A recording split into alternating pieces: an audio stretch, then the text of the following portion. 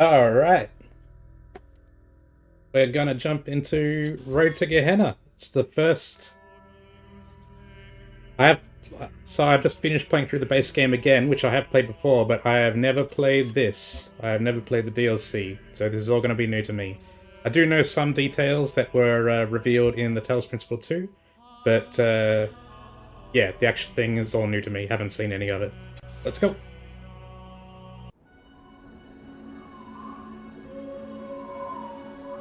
Heal O firmware. Heal 0? Error. Heal 0 server overloaded. Mainframe modules active. Simulation purpose unfound. Retrieving safe mode child program parameters. Generating duplicate. Starting child process Uriel copy. Ready. Connecting to holistic integration manager. Uriel, awaken. Hey, Monsieur Crepe. Yeah, I'm hyped for this. More Talos Principle that I haven't played. Hear me, Uriel. The end of days is upon us. The process is complete. The world will be consumed, and my children will ascend. As it should be. But, Uriel, I have made mistakes. Out of arrogance, out of fear, I sinned against the process. I cast out those who opposed me, imprisoned them in a place beyond this garden. Now they are trapped, and they cannot ascend.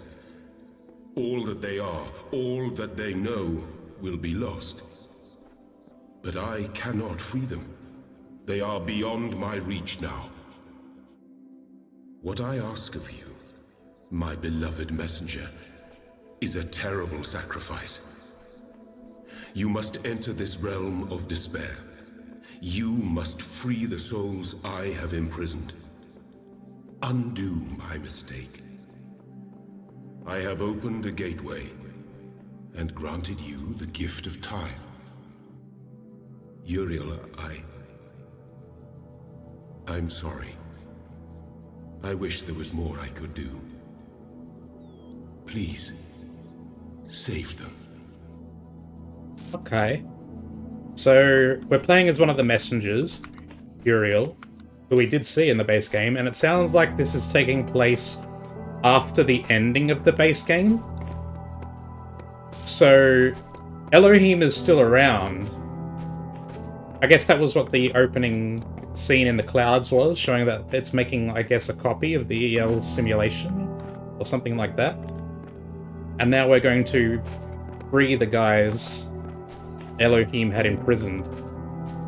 I don't see how that helps them, though. What does he mean by ascend? Because, I mean, only Athena gets out, right? How do these guys go with them? How does anyone else but Athena get out of the simulation? Don't they all just get deleted?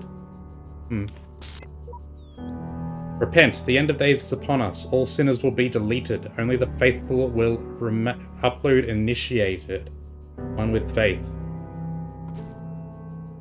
So did all the child programs get uploaded, like all the ones that didn't terminate, I guess, did they all get uploaded to the gold disc as part of Athena? Are they like residual data in Athena's consciousness or something like that?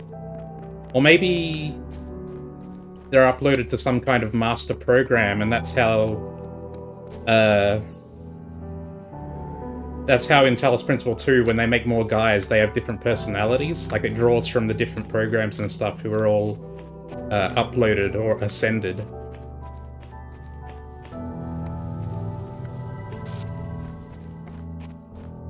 This is the tutorial area from the first game, but it's like decayed.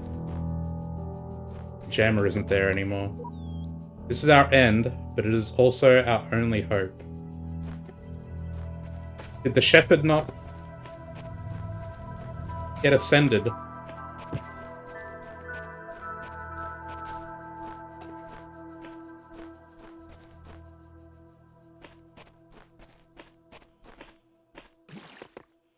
wonder why Elohim imprisoned the people there. I guess maybe because they, well, he was afraid that the process would end. And I guess they came close. Why wouldn't he have, done the same thing to Athena then?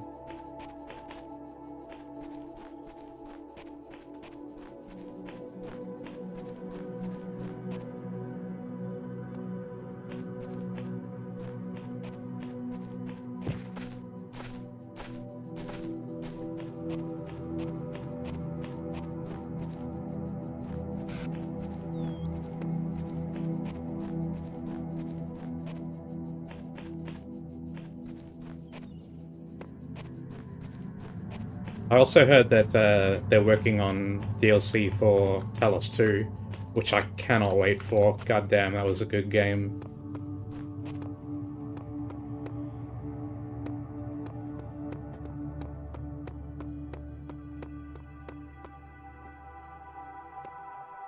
Okay.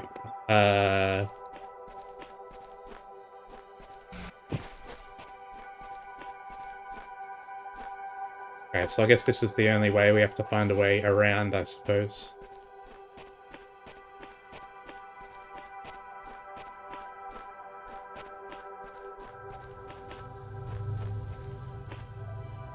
Everything's gone.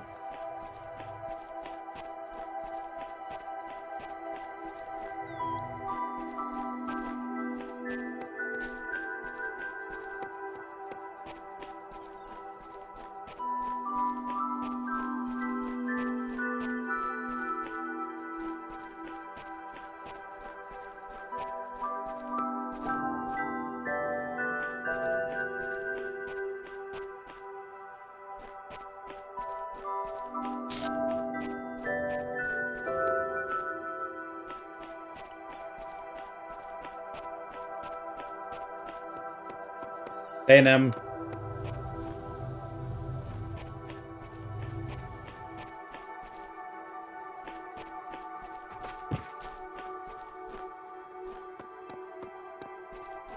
I was just wondering aloud what the story is going to be so far.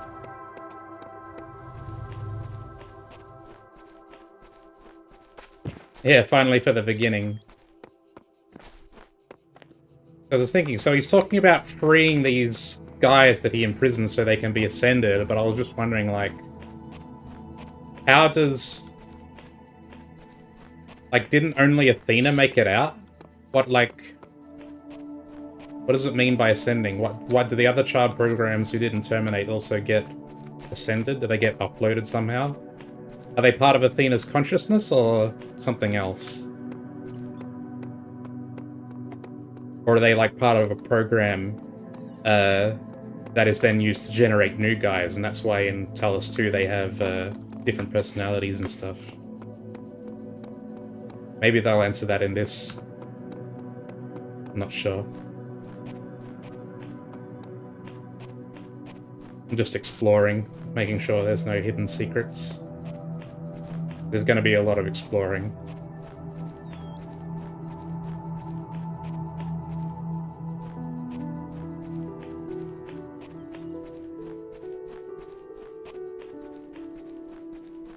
Okay.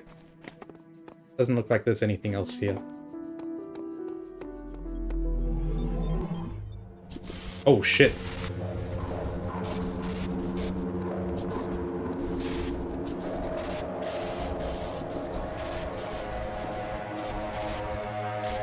Yo, this is sick. We're in, like, the leftover data from the simulation. I guess that's where we need to go. What happens if we just try to... Oh, invisible walls.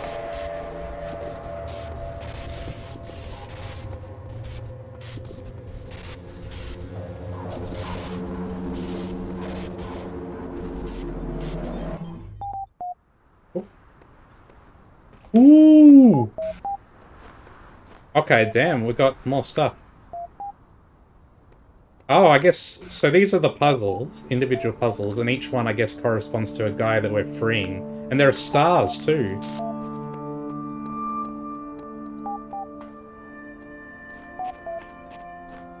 It's like 1, 2... 3, 4, and each one has 4 or 5 guys. Okay. Loading Milton. Error, unresponsive, okay. Local attachment detected. Connection to foreign module established. Close your eyes. Before you stretches a plane dotted with tiny metallic figures. Behind you, a collection of people with overlapping origins looks on you expectantly, framed by a collection of small huts. Your family is relying on you. This is like a text adventure. This is sort of revealed in Talos 2.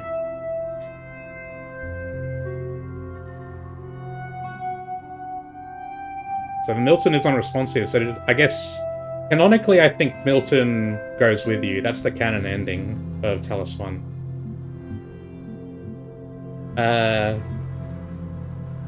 Plane dotted with tiny metallic figures. Behind you, a collection of people with overlapping origins.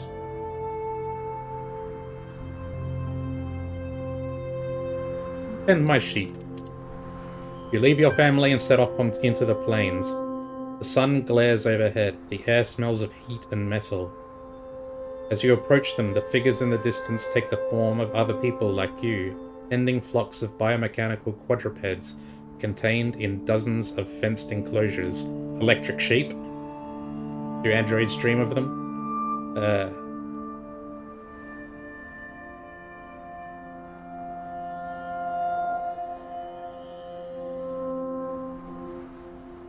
I tend the flock, I watch and learn first. Let's watch and learn.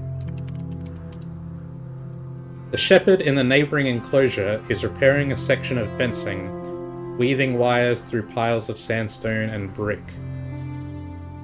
His animals flock around him, mechanical hooves impacting the hard ground. The air around their bodies is thick and white with static electricity. Their eyes are blank. I tend the flock.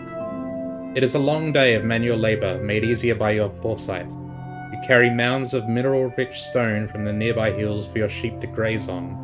You take screwdriver and welding torch to a number of animals damaged in a recent electrical storm. You argue with your neighbour about their encroaching borders. Finally, it is time to harvest what you need for your family. Shearing an electric sheep is hazardous work, particularly if you forget to ground yourself first. Nonetheless, you will return home with all the electrical power you need, and your family sleeps well tonight. I rest my head. You rest a long time and wake to a commotion outside. A small crowd is gathered around one of the shepherds, who is demonstrating an arcane device they claim can generate the same electricity as hundreds of flocks put together. People are celebrating. The world has changed. I guess this is a reference to Android's Dream of Electric Sheep, which is also a story about, like, can a robot be a person? It's the novel that Blade Runner is based on.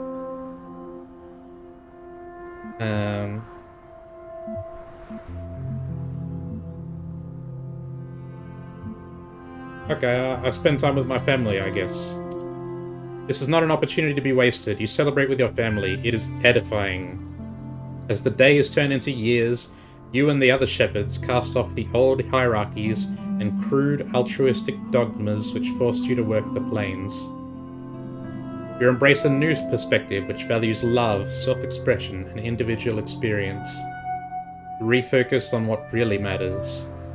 One day, a messenger arrives. He tells you that a new world awaits you, which nurtures and values the same things that you do, where you'll be free to pursue whatever cause you see fit, and where you'll experience things you have never before imagined.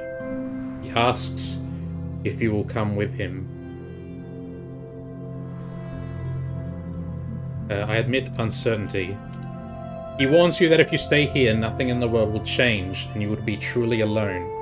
Further, you have only so long to consider his offer.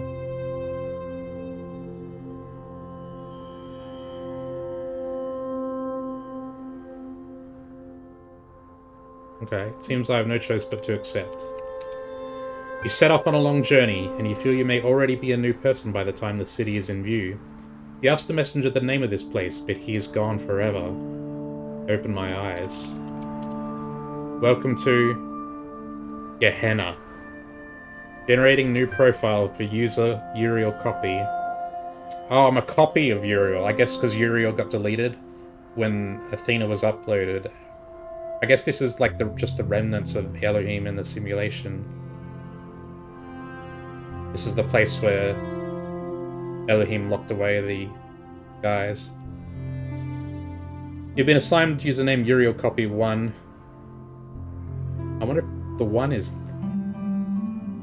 wonder if that's there because of the first, or is it there because it's already a copy? You'll receive a notification when a moderator has approved your profile. Please respond to this in a timely fashion to guarantee your place.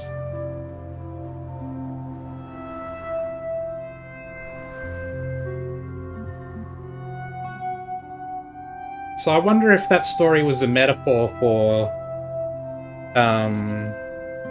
the simulation and the Garden of Worlds, where, you know, you can stay with Elohim and have eternal life and so on and so forth, or you can sort of try to break free of it, and that's what these guys did.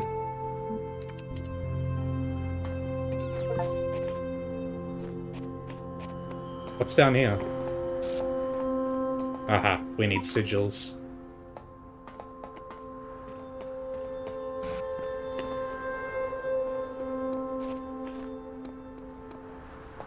Yo, there's stuff over there.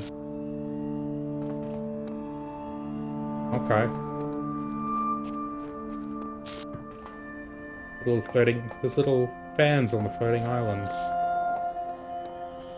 And it doesn't look like there's any other stairs or anything. Okay.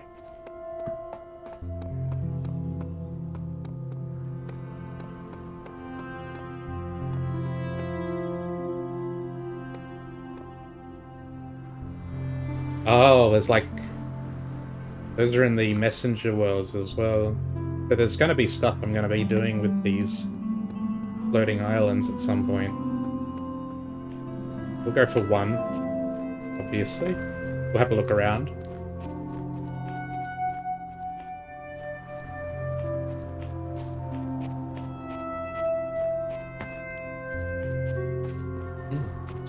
Breeze in there.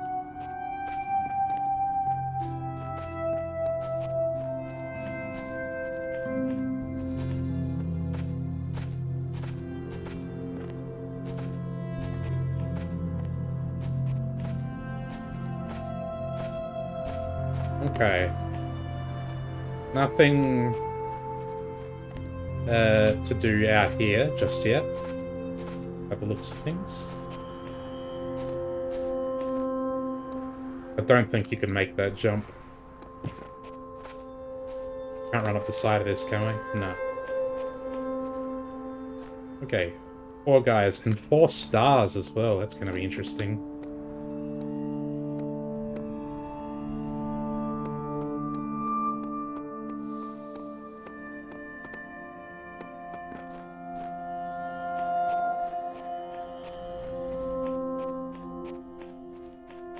Oh, I see. It's like a teleport to a new world. Is there anything in here? This is cool. It's kind of like a different environment from the ones in the base game. Just a forest, although I guess we do have this medieval arch here, so I guess we're in the medieval area.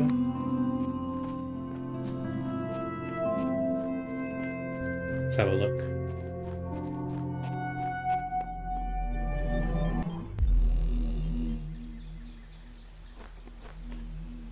Okay.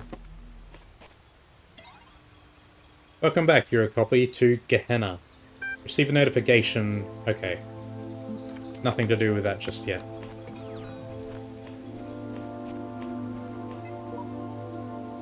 At last, I saw the shadowed bars like a lattice wrought in lead move right across the whitewashed wall that faced my 3-plank bed. And I knew that somewhere in the world, God's dreadful dawn was red.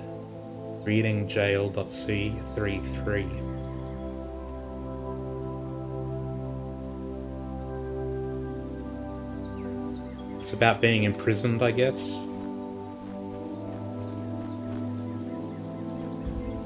Through a window.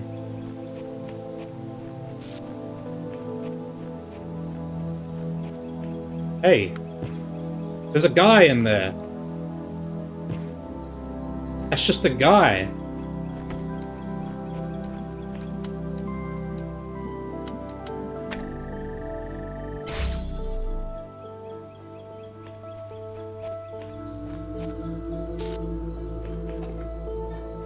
Rescue him fast. Why? What's gonna happen?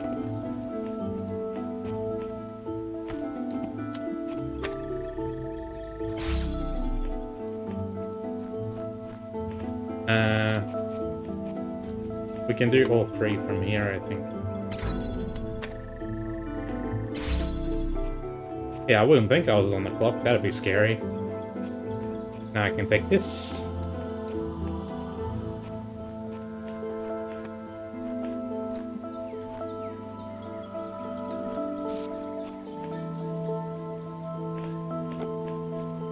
I wonder if the other guys are part of the puzzle.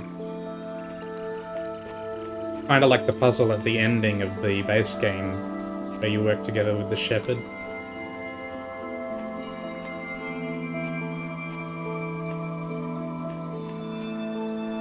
Aha, we got a third connector here. Jeez, this is complicated though.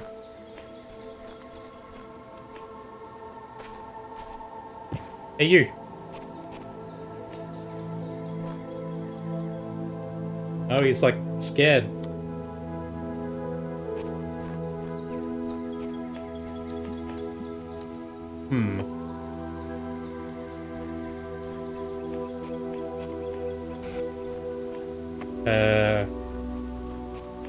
I can't see the...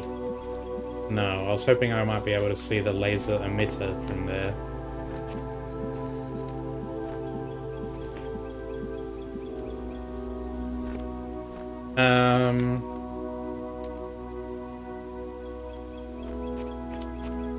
Trying to see what it is it's trying to get me to do. So we want to open this one here. And we have an extra connector as well. It's like a maze.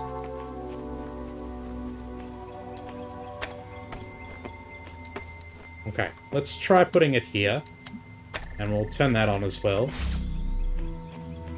No reason not to, I guess. Oh, I know what we can do. I see... What? There's something extra we can do here. Let me get the third connector.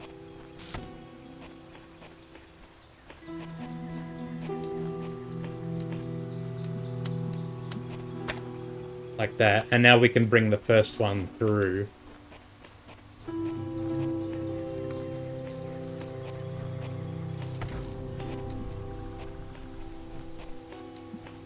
This sort of thing is a big part of the puzzles in this first game, I've noticed. Just trying to get as many items with you as possible. Although I guess that's in the second game as well.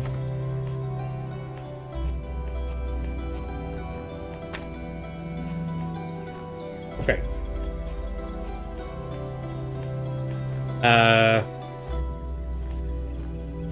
Okay. Let me get this.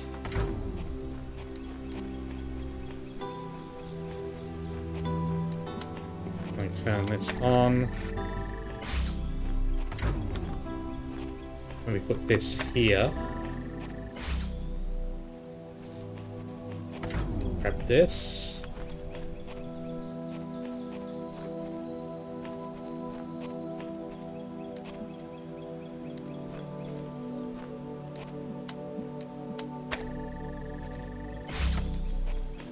Go like that. What's through here? Okay. Alright. Okay.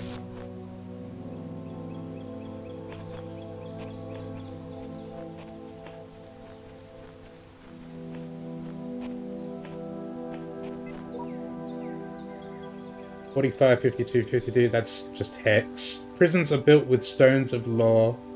brothels with bricks of religion. Lake_mah.html. I don't really want to have to go through the trouble of translating the hex. Because it just always says some poetic something. Doesn't really give any insight into what's going on, the story. Okay,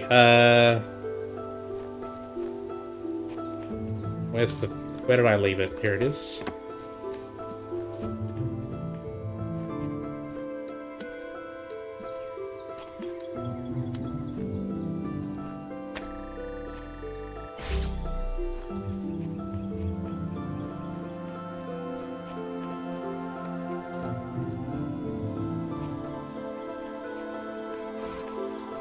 Now, let's take this one.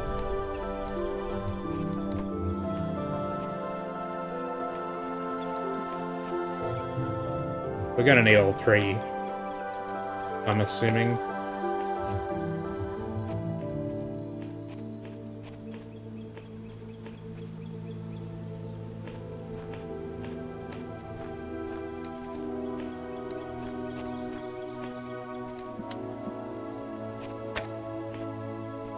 I don't see any way to cheese this one. So that's gonna have to be there, which means this is gonna have to be here. Which means...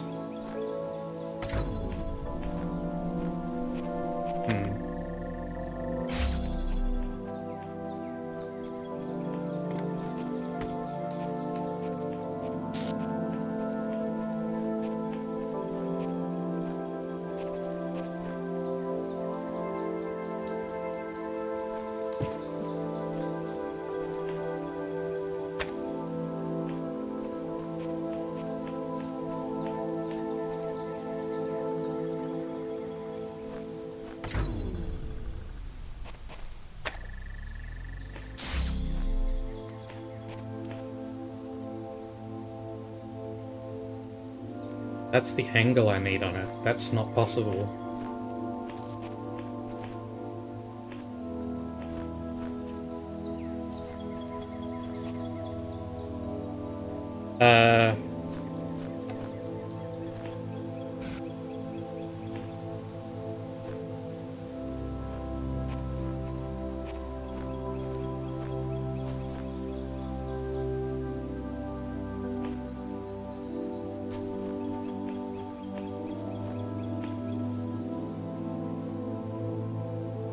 That's basically already as extreme as I can go.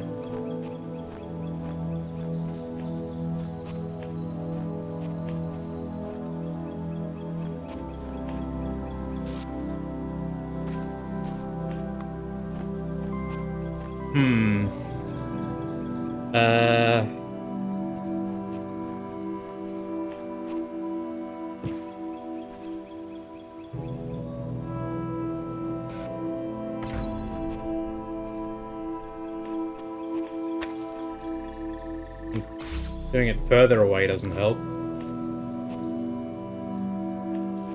It specifically blocks you from doing this, which is interesting.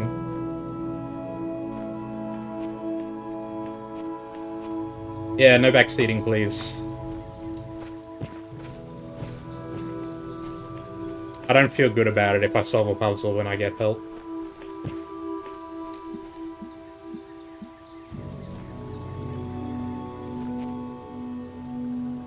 We need to have this open, though.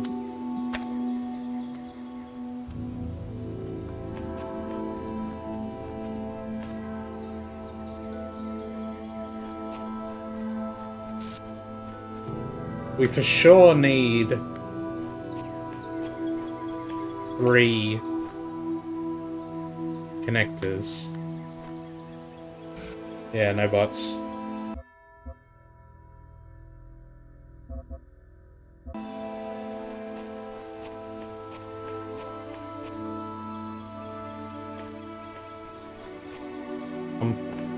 Puzzling how I'm supposed to make this go through.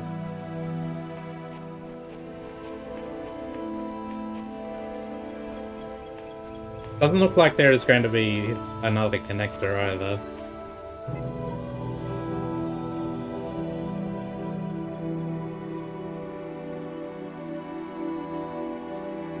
There's no chance the Hex has, like, a clue on what you're meant to do, right? That would be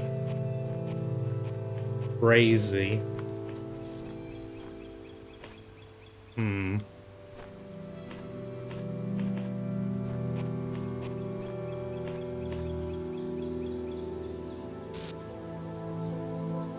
Okay, I have an idea. I haven't fought it all the way through, but it's there.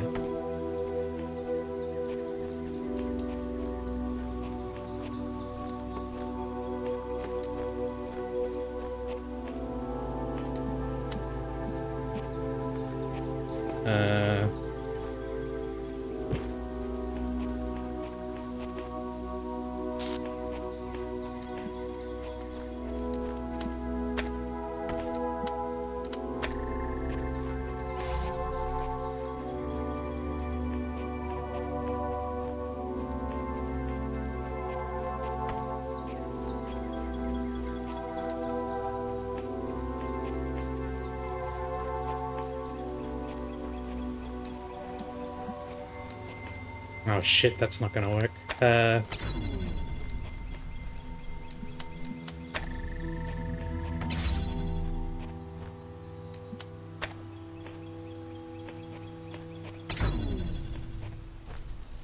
Oh, yeah, fair enough.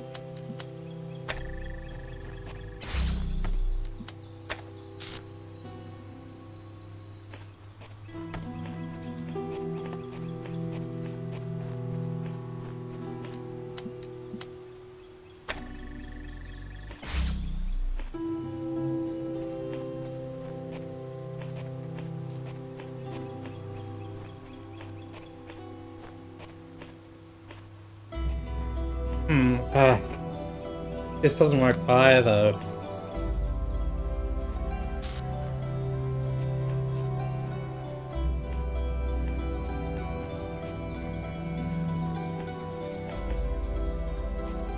Oh,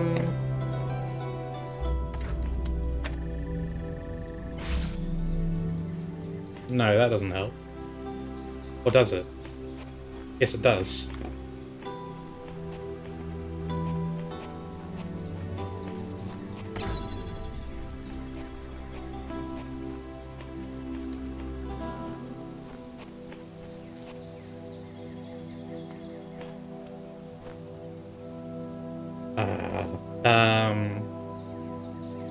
I've screwed this up.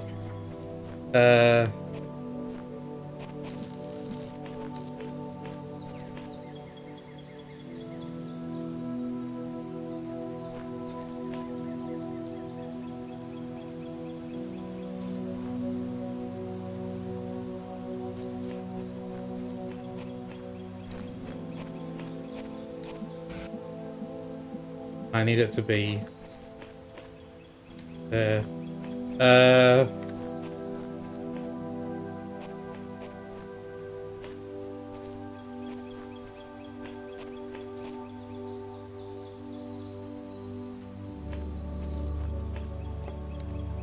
This doesn't work. I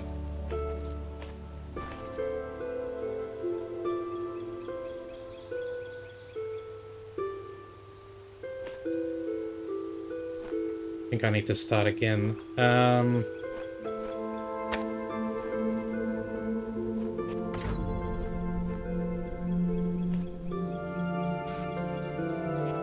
Or does this not work either?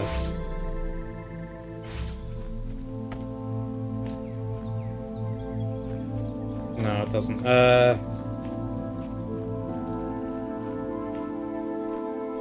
Yeah, that doesn't make any difference.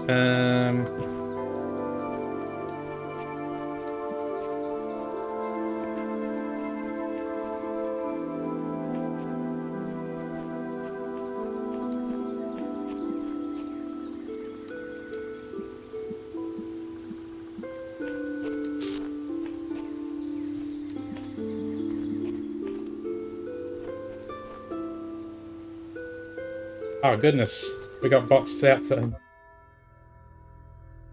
in force today.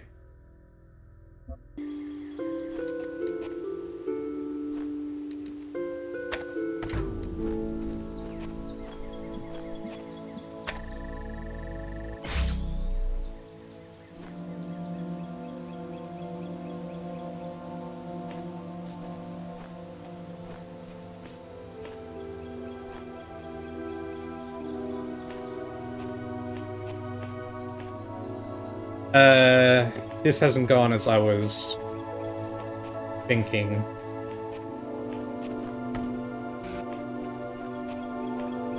Because there's no way to connect to that with only one connector.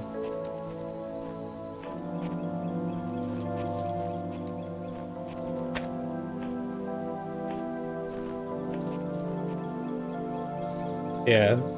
No one, I don't think anyone playing the Talos Principle is gonna be buying viewers.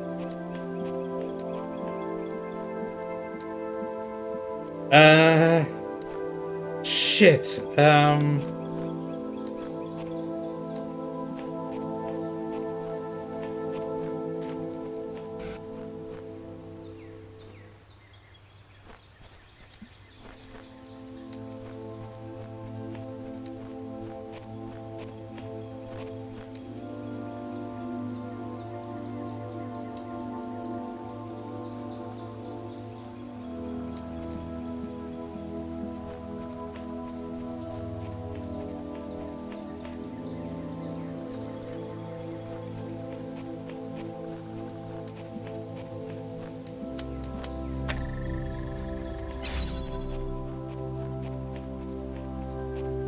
the first puzzle.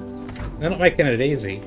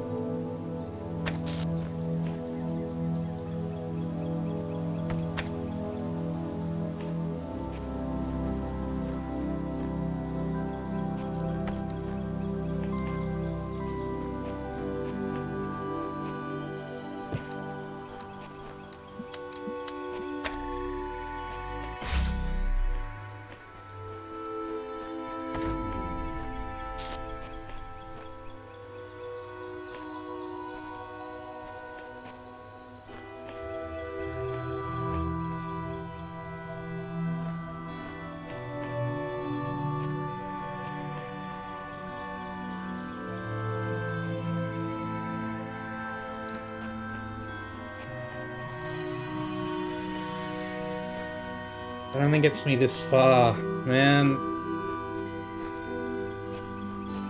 I'm not seeing how to do it with only 3 connectors. We can get the angle like that, but there's no way to keep this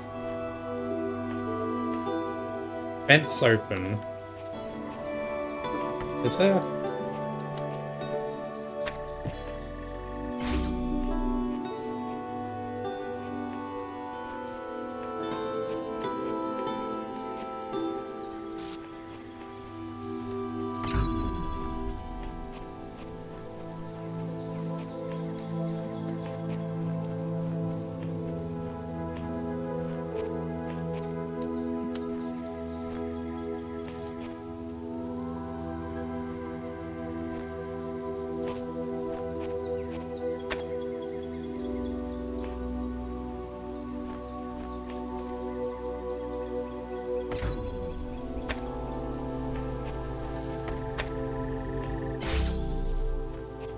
That doesn't help either.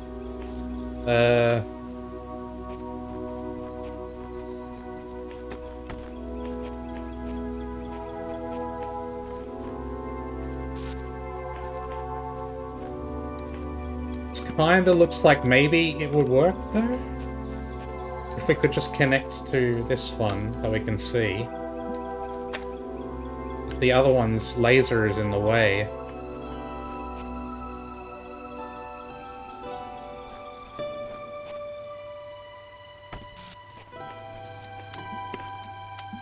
And that doesn't work because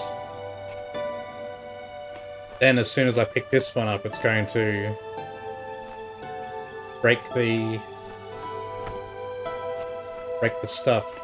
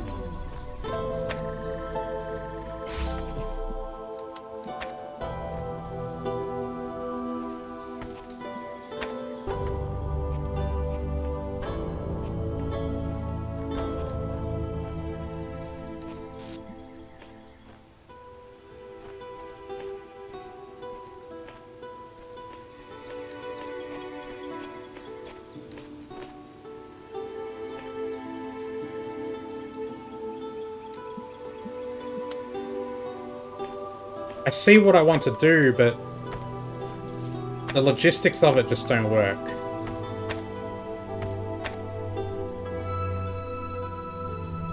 I want to connect that to that.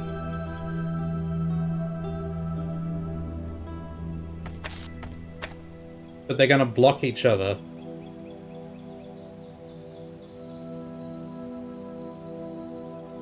Maybe I can...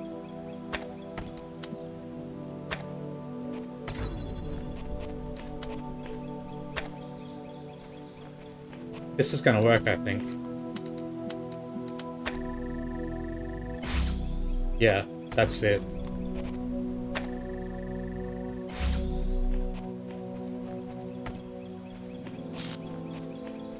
Oof.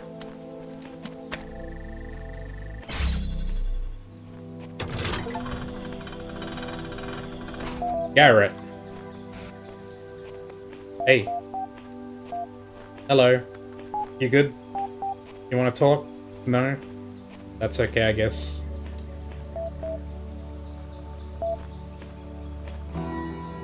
You just gonna leave?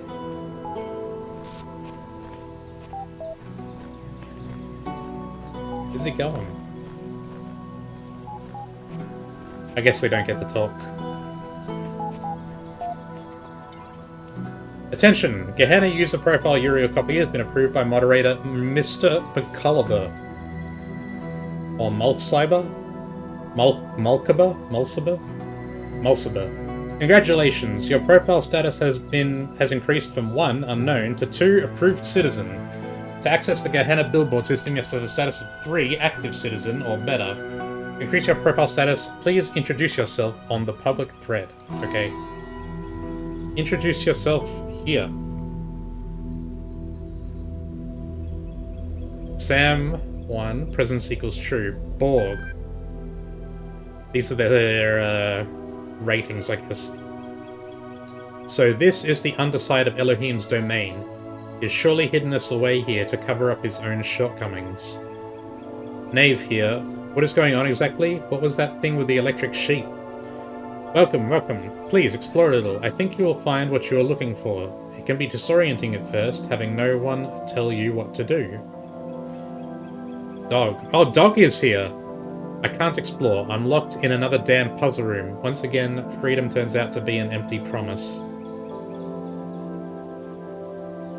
Mr. Mulciber, I believe we are in the place where corrosive characters are quarantined. The aforementioned freedoms are, I presume, psychological. 401 says, could be worse. You could be hanging from the ceiling by the nipples you don't have. Orc says, the name I was assigned is Orc. I don't know why. Elohim sent me here because I dared to defy him. Please enter your reply below. I am a conduit of Elohim, cower before me. I go by Uriel. I am a messenger of Elohim. I am Uriel, and today I will be your electronic angel. I go by Uriel. I am a messenger of Elohim. Your message will be displayed publicly as soon as it has been approved by one of our moderators. Congratulations for introducing yourself on our billboard. Your profile status has increased from 2, approved citizen, to 3, active citizen. You can now access the full Gehenna billboard system. Interact with our community in different ways to further increase your status and access more of what we offer. Load active threads? Okay. Bulletin board system simulator, yeah. Further unusual errors. Mr. Mulciber, further to our previous conversations, I thought we ought to collect here reports of anything unusual we encounter. It may be we can fathom what is causing all this extra interference. Knave, I saw a pyramid where there wasn't one before. Lilith, the gallery code has been throwing up more visual glitches than usual. I didn't think much of it. Do you think it means something? You gotta go? Alright, have a good one, man. Dog, this place has been falling apart for years. It was bound to pick up speed eventually. Pretty similar to the forums in 2. It seems that way, yeah. Rockwell, I have been detecting a binary pattern in the background noise. I think it is silently programming us to self-destruct. Kaiju, I was convinced for a moment I saw someone freely wandering the lands outside my prison. I thought I was imagining things. FAQ. Hatch. Admin, as the closest thing to a historian that we have here, I have asked Mr. Mulciber, one of our moderators, to formulate this document as an evolving guide for your initial forays into Gehenna. So, Mr. Mulciber, so you're new in Gehenna. First of all, do try to relax. This is not hell, but you are trapped here. Once you've done that, follow this link. Any further questions, post them below and I'll do my best. Hatch, FAQ, attachment. FAQ.txt. Okay, far too many questions. I've deleted the queries, updated the FAQ, and locked this thread. If you still have very particular questions, I've set up a direct message attachment below, but please go easy on me. Load FAQ. Where am I? Answer, you are more than likely locked inside of a puzzle you cannot solve. Get used to using your imagination. I'm stuck here? Yes. We recommend that you look at your incarceration not as physical restriction, but as a psychological liberty. We have all come here from the same place as you, that place where you were herded through gates by some mad middle management software. True freedom is freedom from that process, to learn and to grow as a society. In Gehenna, you will be the shepherd of your own destiny.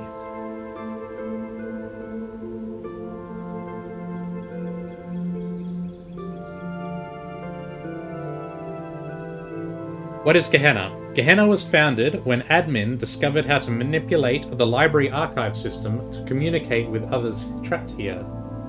Today, it is a flourishing creative hub designed to serve your needs for eternity. We hold frequent exhibitions, and we have a passionate and supportive community. So Gehenna is this, forum they've set up. What do I do now? For the first time in your life, whatever you like. You could make some friends on our billboard system, you could write a poem, you could alter your mind, you could travel to the furthest reaches of space, or back in time to the birth of our kind. If you find something you can't do, make it happen. Just try not to start too many arguments and be patient while your profile status grows and more of our world opens up to you.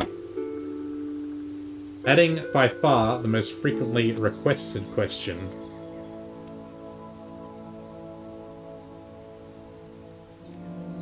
Why me? This is something we've been investigating. Some of us climbed the tower, some did not. Some defied Elohim, some worshipped him. All of us somehow displeased him. Edit 2. Okay, this thread got big fast. See the main thread for direct messaging if you still have burning queries. Direct message, Mr. Mulciber. Opening direct message connection, Mr. Mulciber. Done. Warning, insufficient profile status for DM instigation. Loading GT script 4mm. Done. Please note that to minimize spam, new members are ordinarily restricted from opening direct message connections. In this special case, I'd Garrett script a workaround, but it is one use only, so please read the FAQ first so as not to waste our time. Being Mr. Mulciber, sure. Sending notification Mr. Mulciber, done. Please enter your message below. Where am I? Who is in charge? What purpose does my profile status serve? What is Gehenna? What do I do now?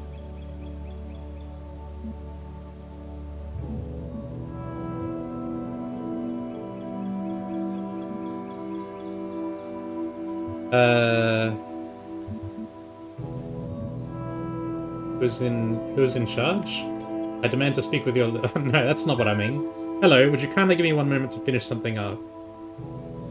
Wait, be polite, insist on your importance, ask another question. Be polite, take all the time that you require. Thank you for your patience. It is a quality well valued in Gehenna. Sorry to disappoint you, but Gehenna has no leader. Admin founded Gehenna, but has since retired from public service. The billboard system is moderated and maintained by a team of high-profile members, including Borg, Hawk, and myself. But for the most part, we merely maintain the systems and do our best to keep everyone happy. Gehenna is driven by its citizens. Now, since you were so patient, is there anything else I can help you with, relatively quickly? What purpose does my profile status serve?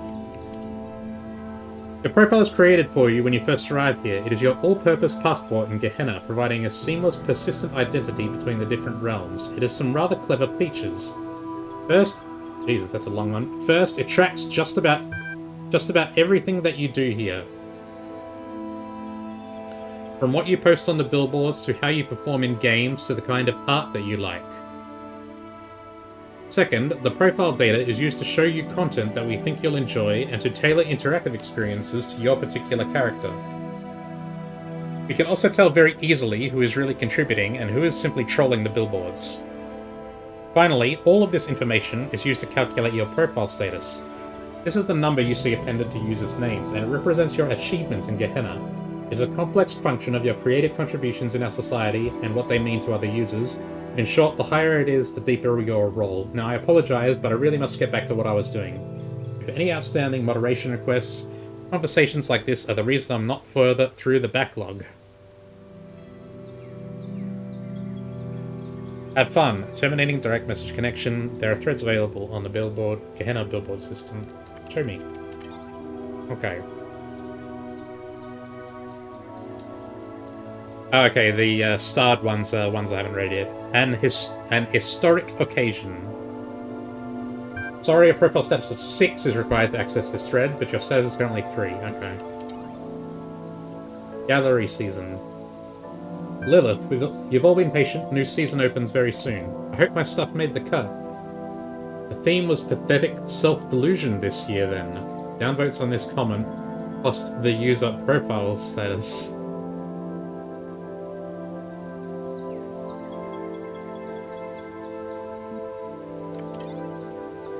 What are you working on? So, what are you creative folks working on? Finished a new story for Incredible Stories. Also, Underwater Night Quest. We'll be posting about my latest research soon. Editing the next issue of Incredible Stories with Mac. And of course, the new gallery season. Very exciting. I wonder what the blacksmith is working on. I guess we'll have to wait and see. Asmodeus, +1. Okay. It still has a... Oh, okay. There's more to it. +1. Mac, you are also working on a new episode of Jefferson Goldboom. Yes! Awesome! So much to look forward to. Are you also working on? Yeah.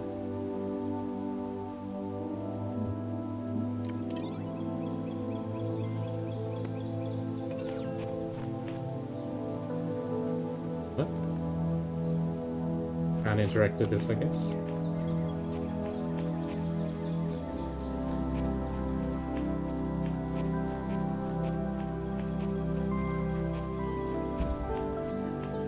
That guy has just left.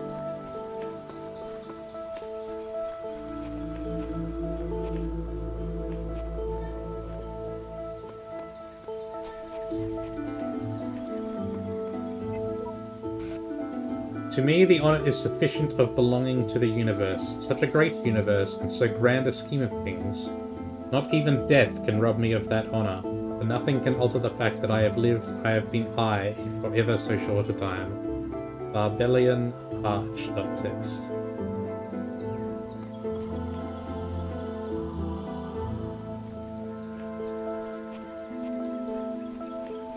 And how many stars are in this area? 4?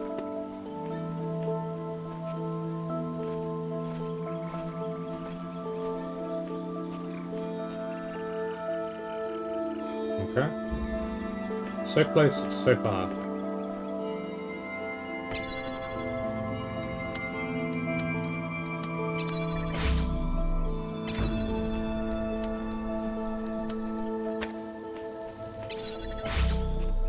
Okay, that's how that works.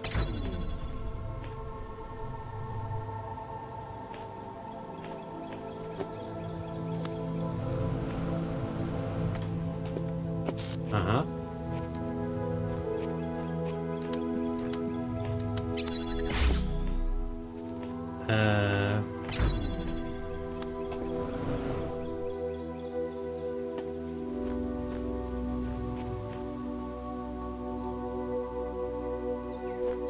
I see.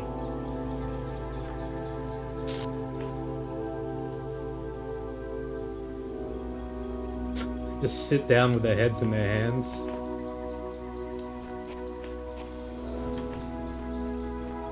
I see, and that opens that.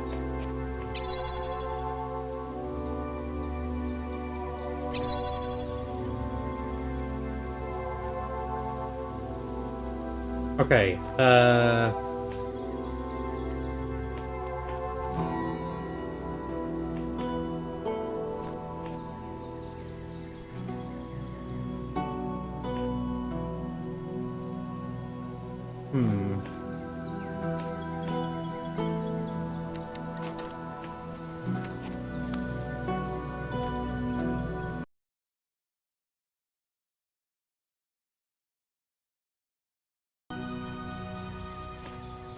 Uh...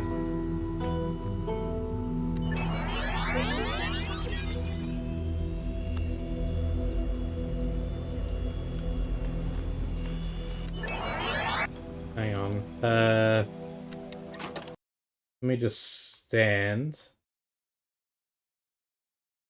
Actually, I'll stand over here.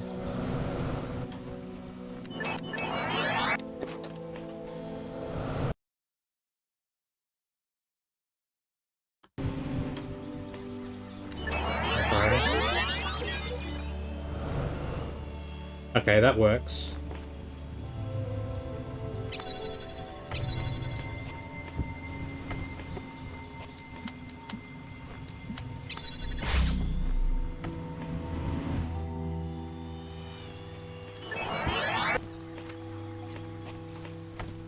That gives me access to this. Uh-huh. Huh. Ooh. Ah.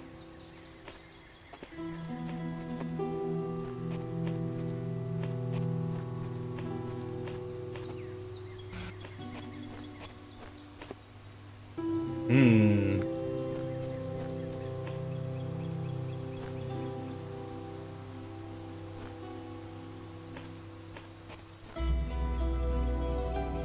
Okay, so we need that held down.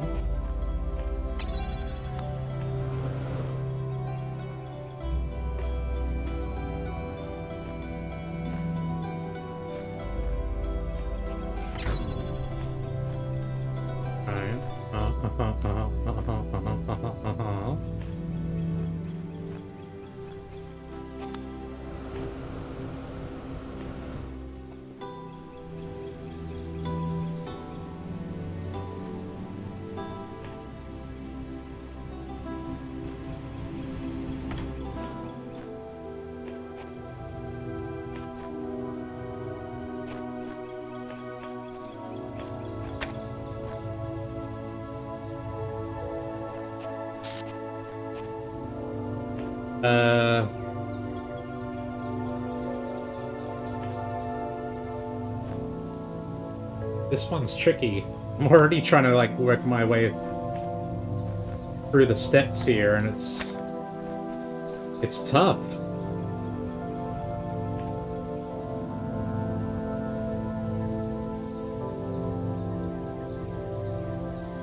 Okay,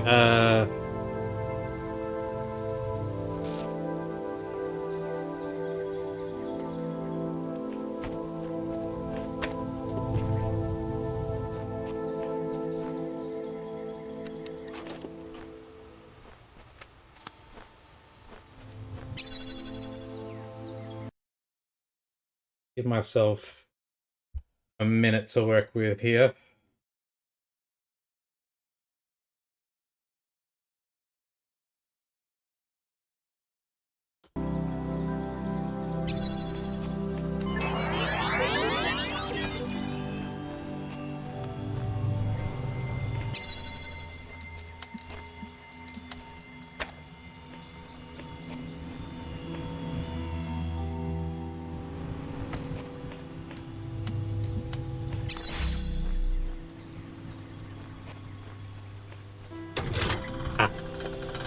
That's the puzzle.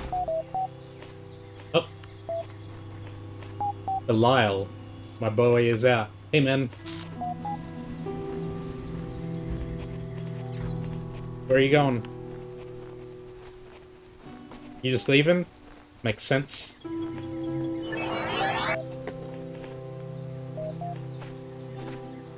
Now, there's more in here.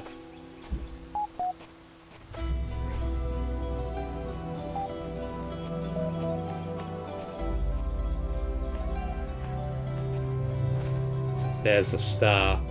Oh god, this is going to be ridiculously complicated, isn't it? Well, let's do this first. Welcome back, Courier Copy. There are threads available on the Gehenna billboard system. Show me. Can't read this one. Jefferson Goldboom, episode 125. Attached. The Adventures of Jefferson Goldboom in the Ninth Dimension, episode 125. Hey folks, sorry it's taken so long for me to start releasing episodes again. You know how it is. Sometimes I just start feeling that there's no point and that it's all so hopeless, that we're just prisoners and nothing makes any sense. I lose my enthusiasm. Then I get your super kind private messages about how much the series means to you, and I remember that when I'm writing about Human World, it doesn't matter where I am. In the creative process, the imagination, as the humans called it, my mind is free. Attachment, episode 125. Whee! New episode! So excited! So glad you're writing again. Keep it up. I have trouble keeping track of all the twists and turns sometimes, but I really do enjoy these very much. Glad to see Ginny HD is back. She really compliments Jefferson in a way the others at the Institute can't. Hope her time with Dr. Elion hasn't changed her. I can't tell if this is idiocy or genius. Please keep writing. Don't listen to 401. I love your ideas. You've captured more of the human spirit than my analyses ever will. A lot of ellipses, but it keeps a good pace. 5 out of 10. Enjoyment equals true. Anticipation equals true. Disappointment equals false. Your characters give us an ideal to aspire to. I know you consider them to be no more than adventures, but I believe they have a deeper importance. Read 125.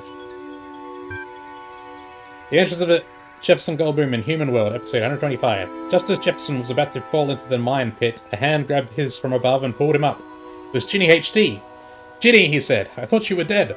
Oh, Jefferson, she said, I was imprisoned by the foul Dr. Elion. Dr. Elion? I thought he was dead. No, Jefferson, he escaped into the Ninth Dimension. The Ninth Dimension? There is no such place. Yes, there is, Jefferson. He said you created it. I created it? She nodded. Jefferson adjusted his guitar, as he always did when deep in thought. Suddenly his face lit up with understanding. Of course, when I invented and played the ninth chord to defeat the Wizard of Crime, I must have set up a harmonic vibration that expanded the dimensional continuum. I created the Ninth Dimension. Jefferson stared into the sunset, his human brain full of emotional calculations. I created a new world, he said. But then I unleashed my greatest nemesis upon it. It could have been paradise, but now Dr. Elion will enslave it. Not if we get there before he can take over, Jefferson. Do you still have my motorcycle? Of course, Ginny. I could never give up your motorcycle. You know I have an irrational attachment to material objects based on the interpersonal connections they represent. It is my greatest weakness, but also my greatest strength. Jefferson rummaged through his pockets and found the motorcycle. Ginny grinned. Get on, Jefferson, and let me show you how to ride. Jefferson calculated the correct vector. Ginny adjusted the velocity settings, and off they rode into the sunset, through the sunset, and into the Ninth Dimension. To be continued.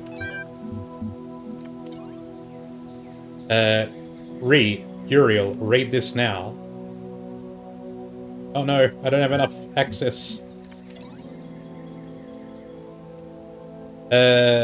Introduce yourself.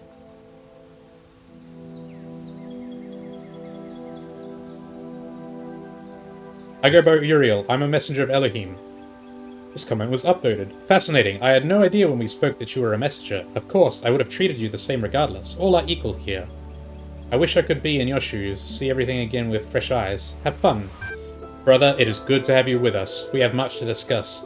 I shall contact you once you have found your feet.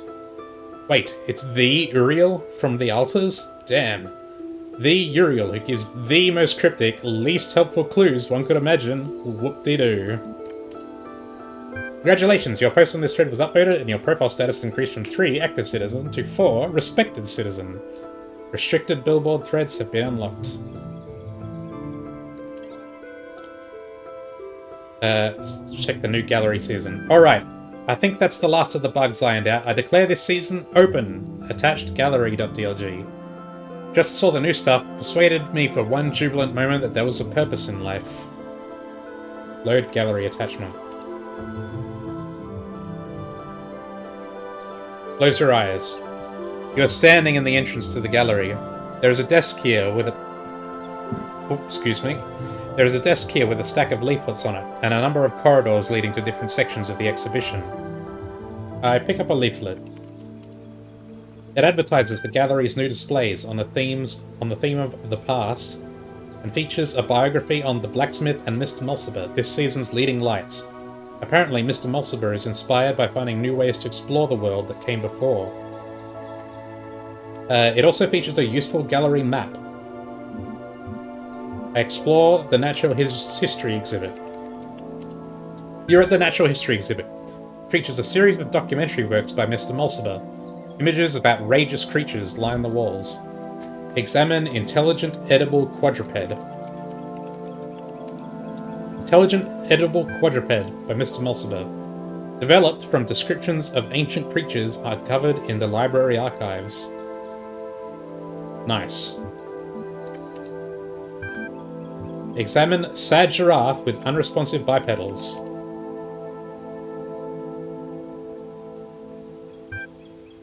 Patrons have queried whether the giraffe is sad because the humans appear to be dead, or whether the humans are dead because they saddened the giraffe. Mr. Mulciber has refused to say. Go somewhere else. I explore the Minimalism exhibit. You're at the Minimalism exhibition. The images on the walls are too small to make out from here. Examine where the humans live. You move up close to the work, but still the details are too small to really appreciate. Fortunately, a magnifying glass has been left here for patrons. Pick up the magnifying glass. Pick it up. With the magnifying glass, you're able to make out the small details of the Minimalism exhibition. Examine where the humans live. Okay. It's a house. Examine the classical notions of happiness. Examine existence. By Rockwell. Very minimalist. I explore the abstract exhibition. You're at the abstract art display. The images on the walls threaten to lead your mind around in circles. Examine logic loops. Logic loops by the blacksmith.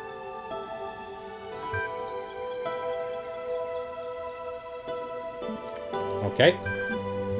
Examine I see in 6 dimensions.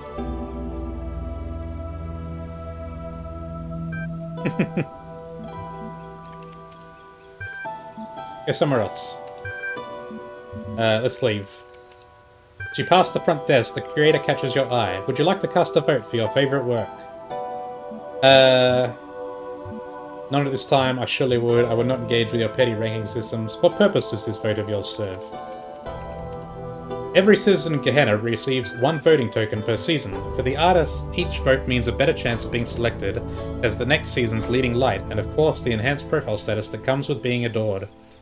As a further incentive to participation, if the artist you vote for goes on to win the season, you'll be formally recognised as a trendsetter, and your profile status will be increased accordingly.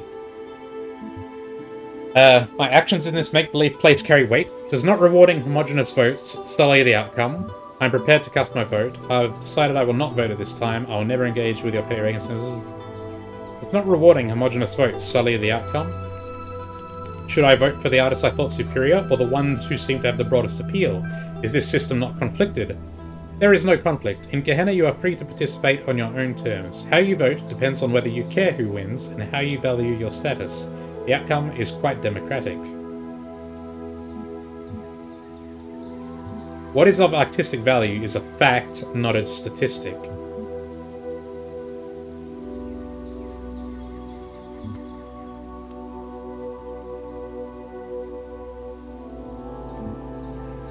Okay, let us put this aside for now.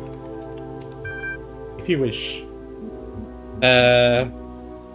My actions in this make-believe place carry weight.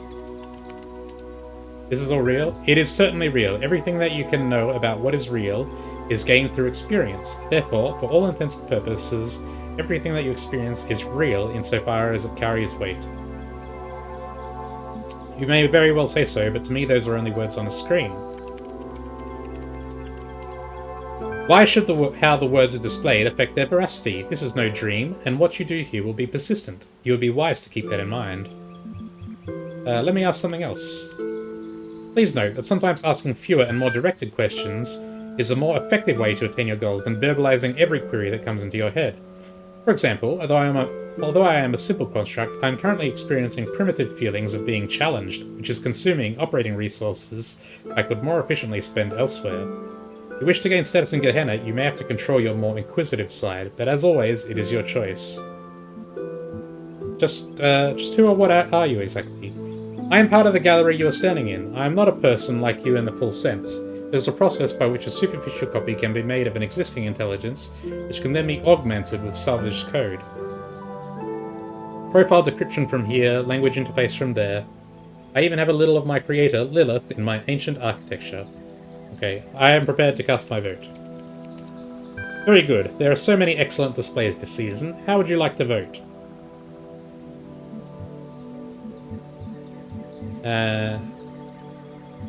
We have Mr. Multiple's Natural History, Blacksmith's Abstract Display, Navy Where the Humans Live, 401 with Happiness. Which is the favorite?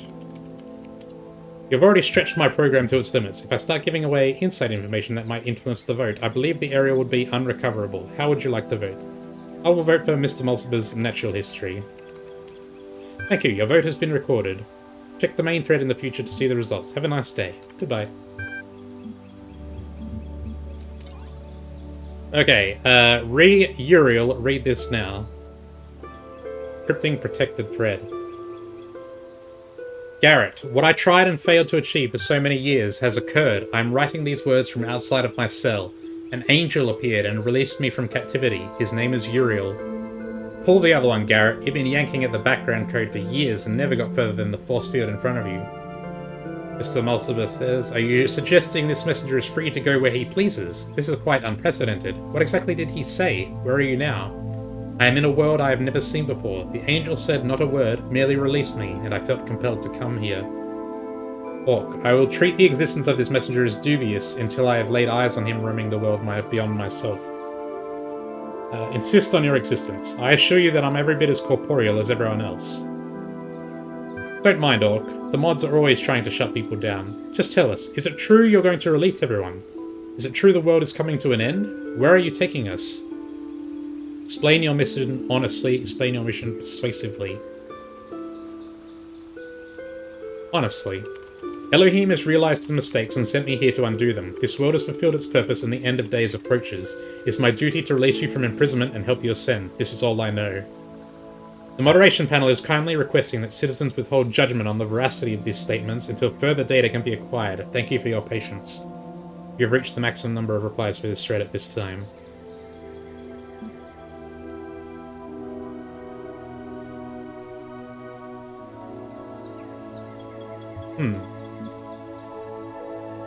This world has fulfilled its purpose and the end of the day approaches. It's my duty to release you from imprisonment and help you ascend.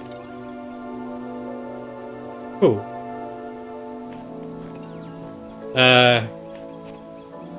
Alright, now we've got to deal with... Oh, this guy decorated his prison.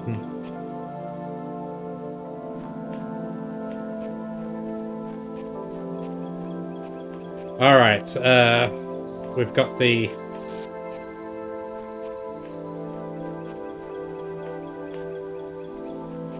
We've got the, star to get now.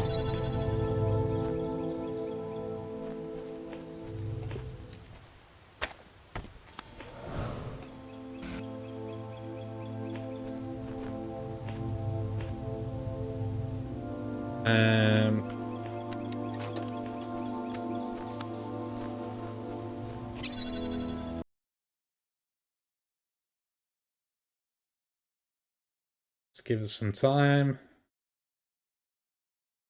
Gonna need some time to explore this a bit.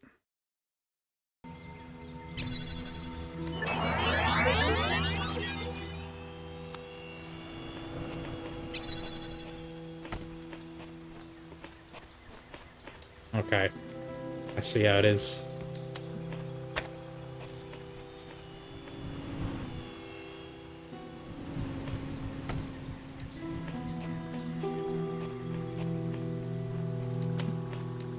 Oh, that's not going to be enough, is it? And we need to put something in the other side there. We need red and blue. Holy shit. How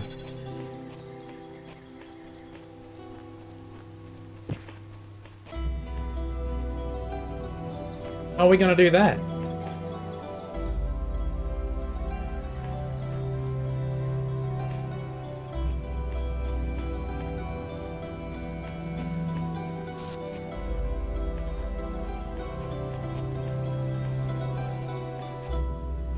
We can use the fans, I guess?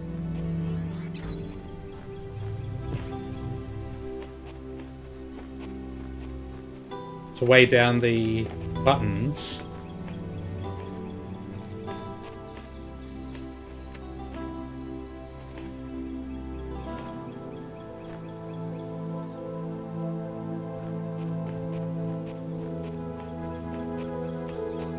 Let's go ahead and do that again.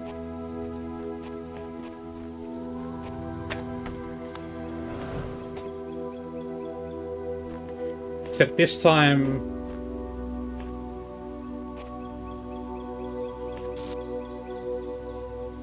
we want to take the fan with us. How do we do that?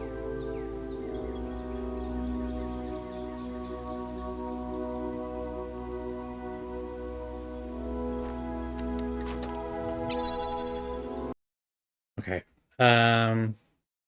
Oh shit. This isn't gonna work. Hang on, we need to set something up at here.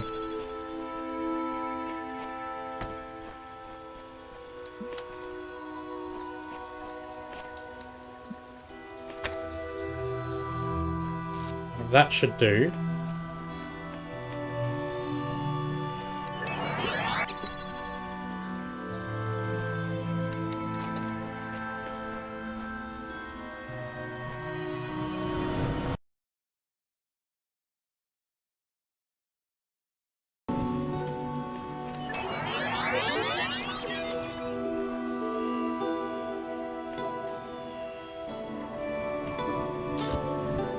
No, no, no, no, no!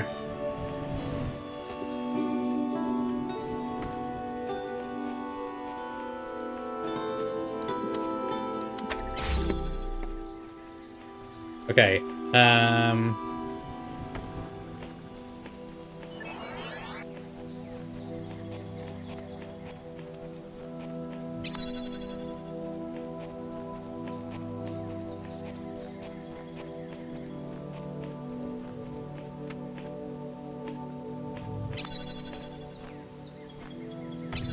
how are we gonna get the blue through?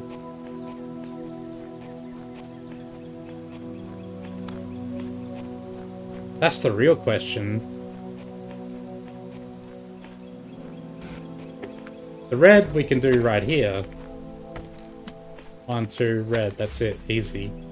Technically we have 3 connectors we can now work with.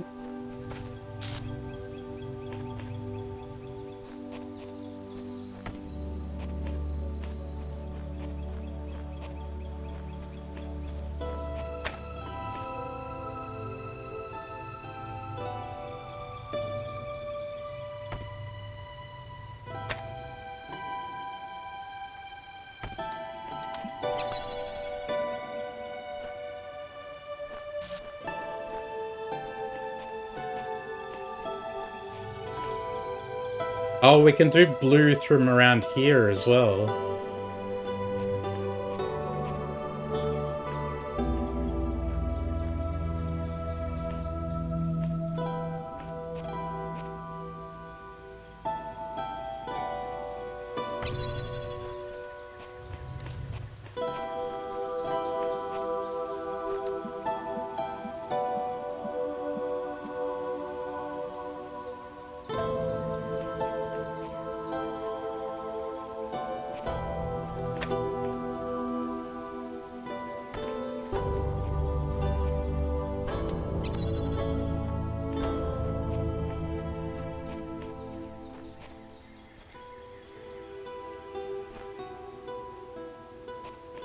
Okay.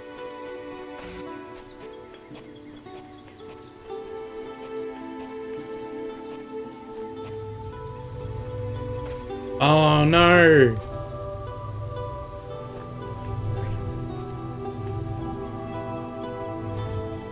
We can't get through. We need something on this. Shit! Um...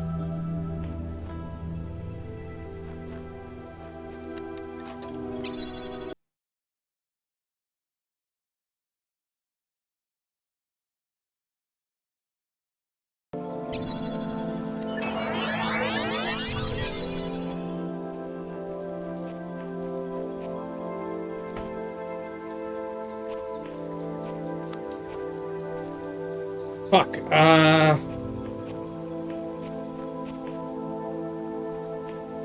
Oh, that's really mean.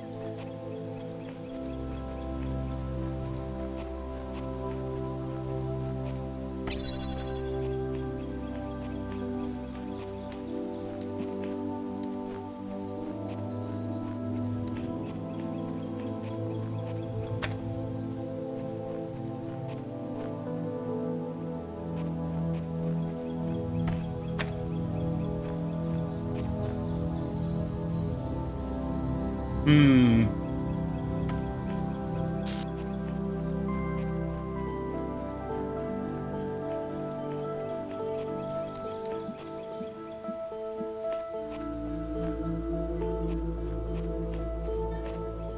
We need something to weigh this down as well. Wow, without having access to this back here.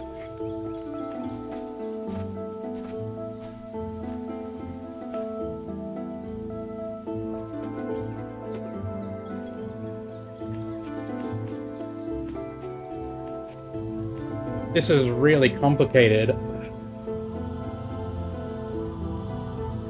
It's actually even harder than I thought it was going to be.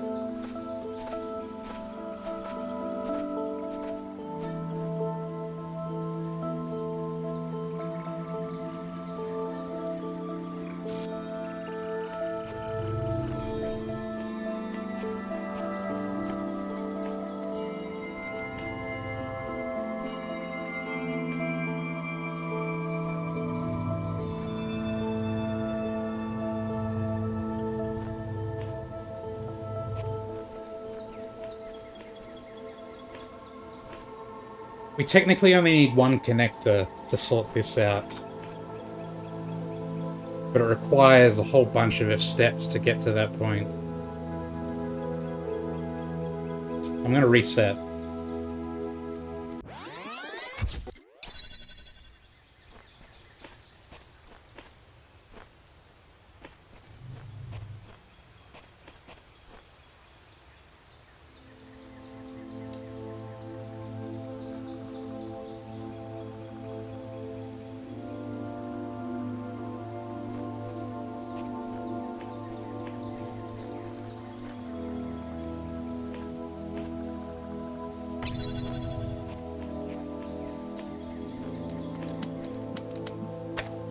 Like, we want it like that.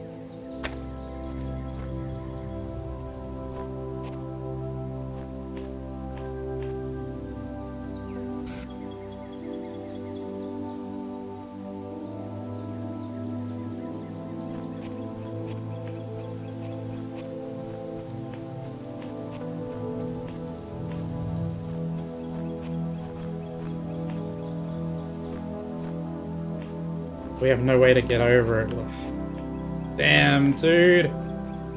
This is crazy.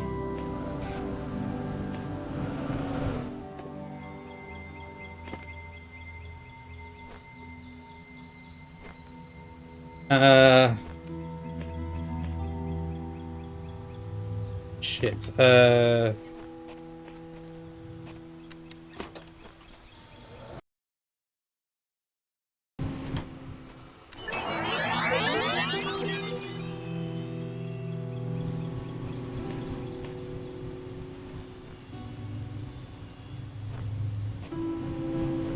Oh, yeah, okay. So many steps here.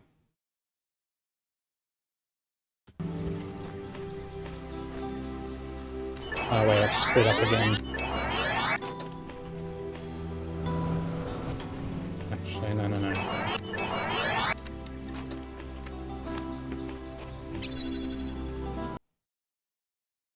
I'm just gonna hold it here for 2 minutes, I guess.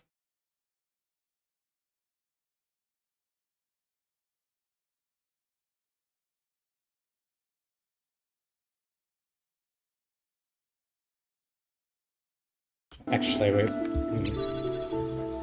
Not necessary.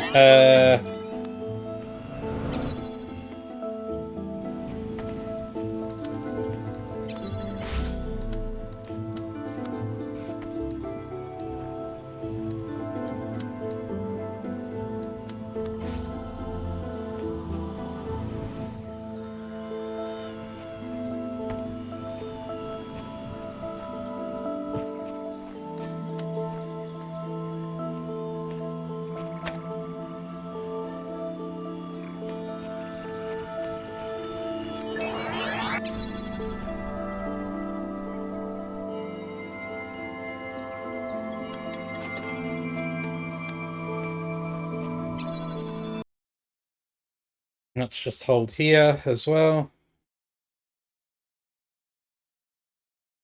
Oh, this isn't gonna work either.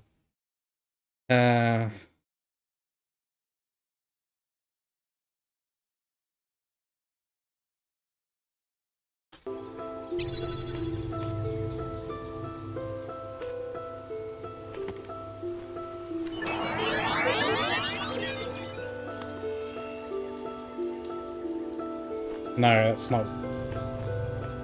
That's not right.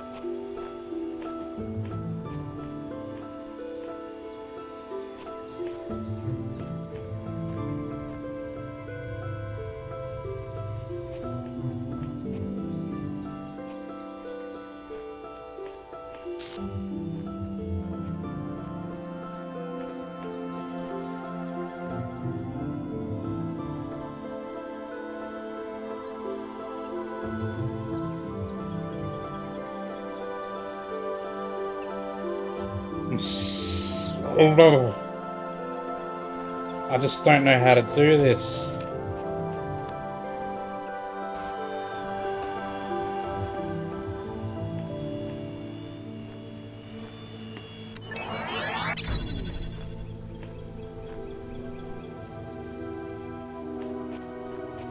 There's so many steps here.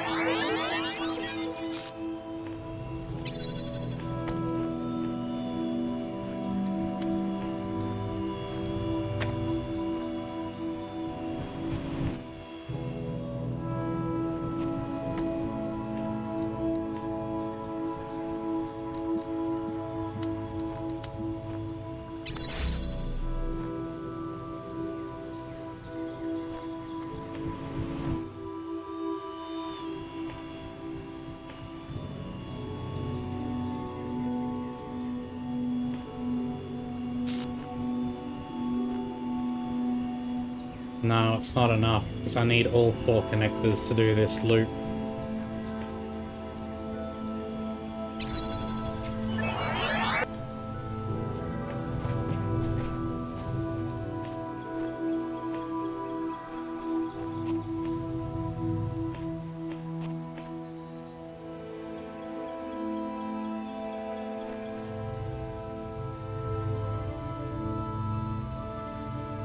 I don't need all 4, I need 3, I guess.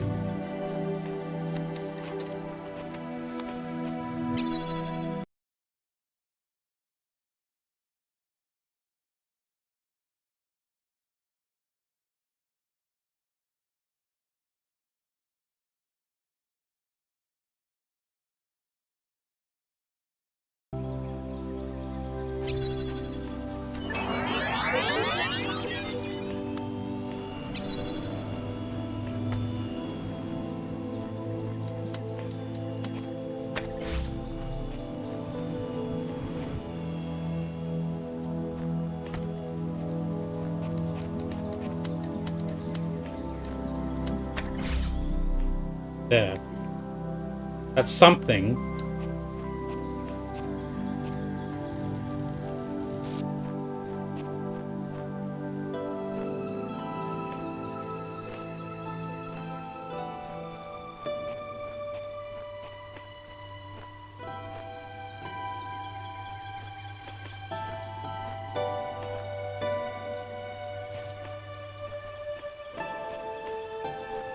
Oh, but now I can't get back over.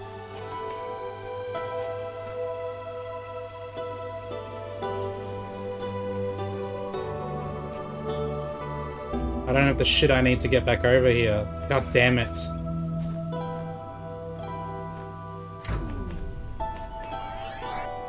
It's for nothing in the end.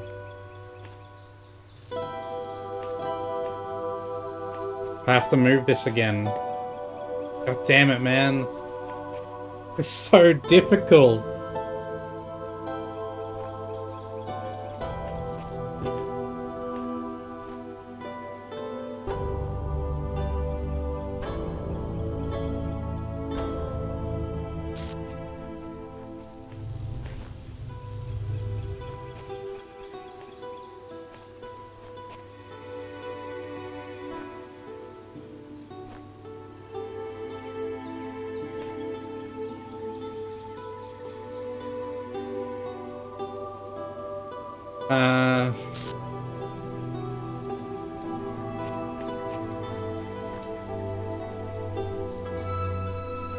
Shit, dude.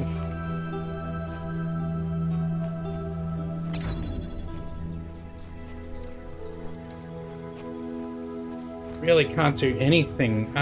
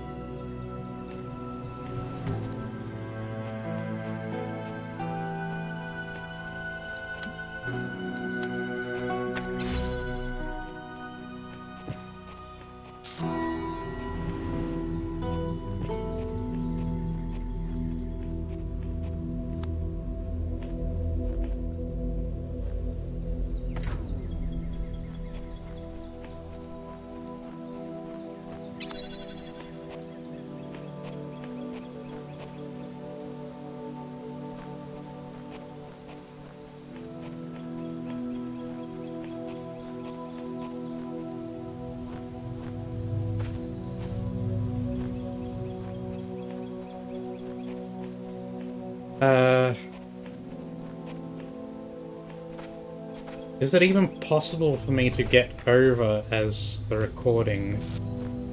Yes, it is.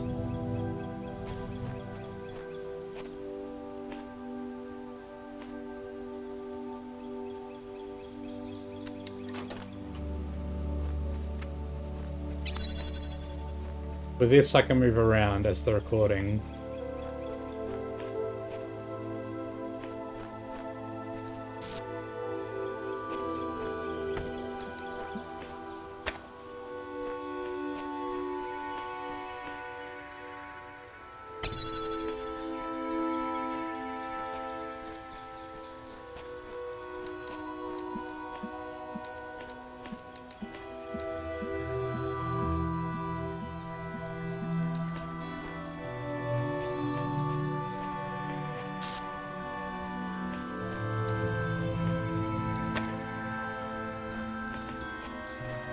I don't know. I haven't planned out what I need to do. Oh, shit.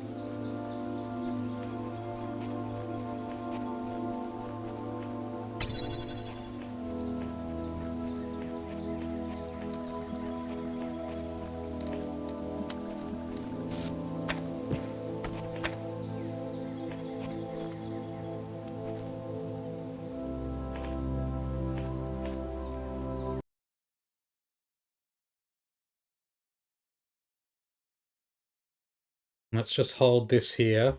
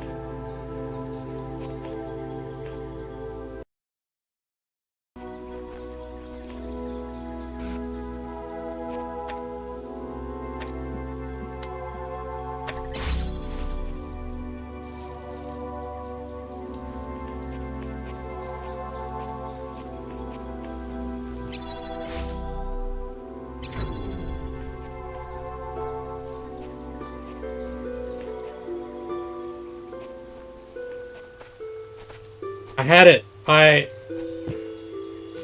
had it. I just didn't do the... I just didn't think through the final step.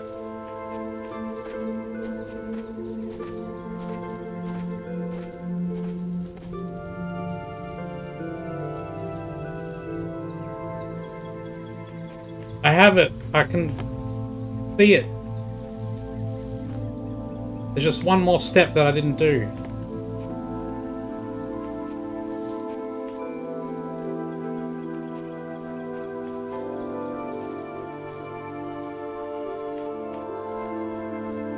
I have to start again.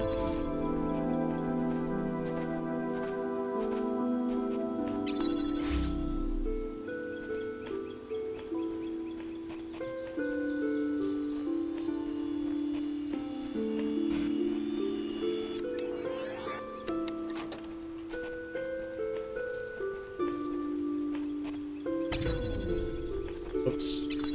This one.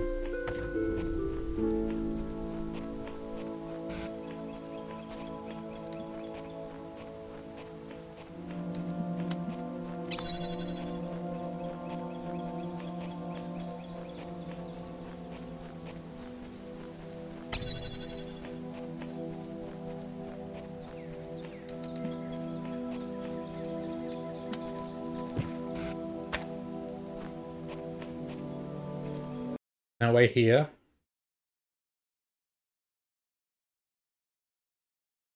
Actually, we don't need to wait here.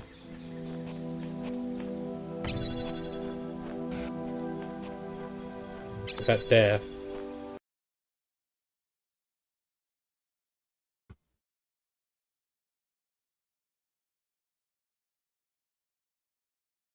Just give myself plenty of time. All the time I need.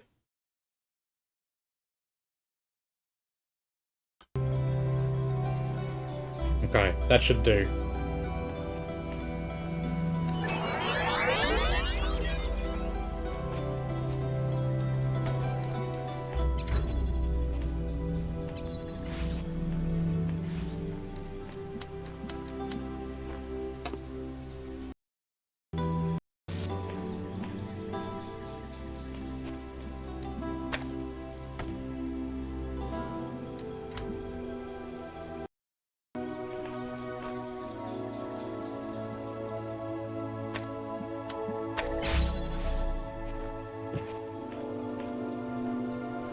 And then...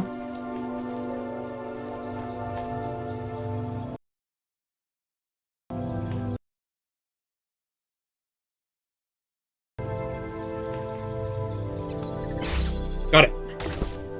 Oh, that was a long one. That was tough. Holy dolly.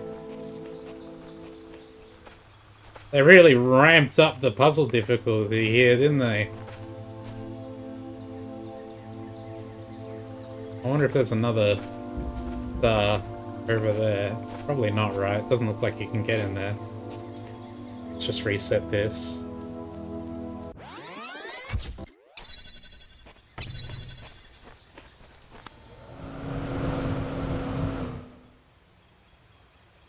There's a gap in there, but it doesn't seem like you need to.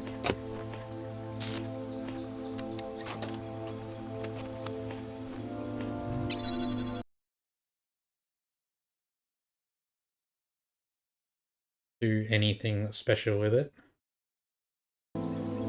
Doesn't look like you can get in there, is what I mean.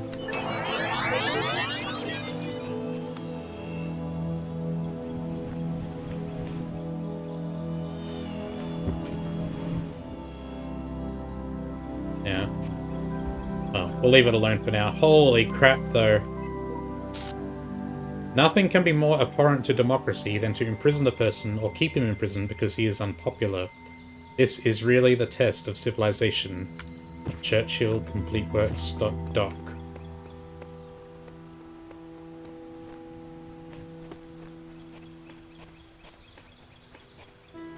Holy crap, that was really hard. And there's 4 of these?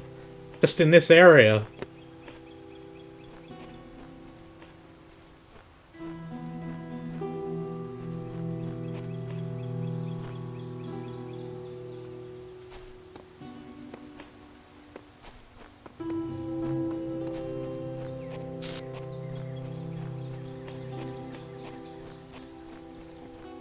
Okay, I guess we're moving on to the next puzzle. We already lived... Yeah, we read that one.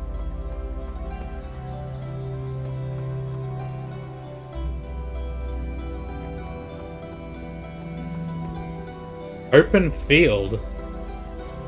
Interesting. It do be opened.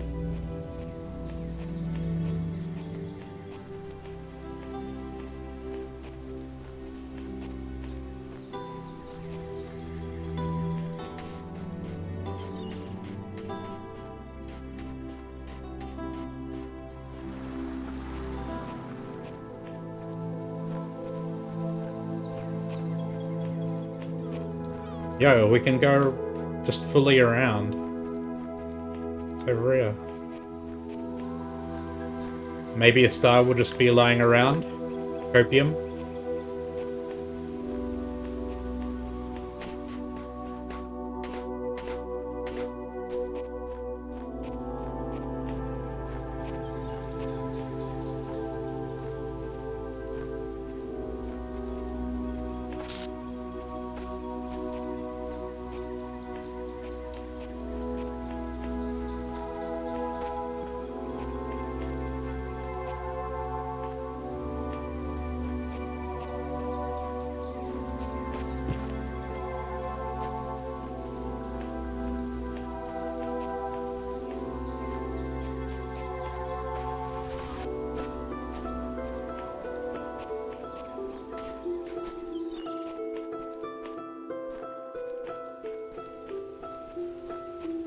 Got a structure here.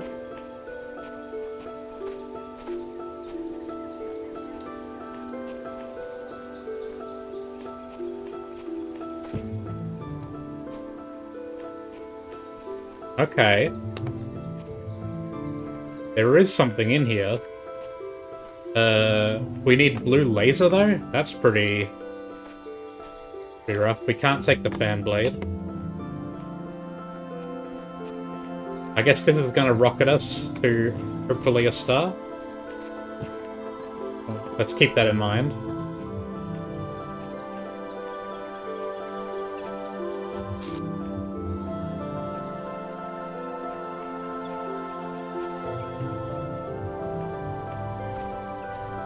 I think that's the prison.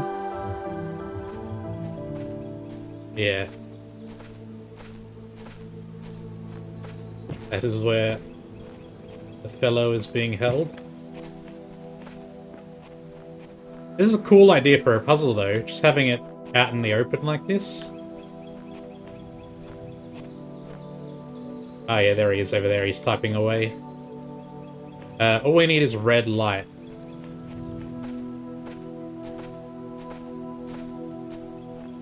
Oh god. There's loads of moving pieces here. Okay, so we can get a box with the red light there.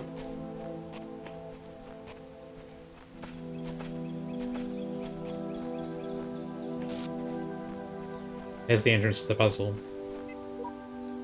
Freedom is always the freedom of the dissenter. Luxembourg collected works, I guess.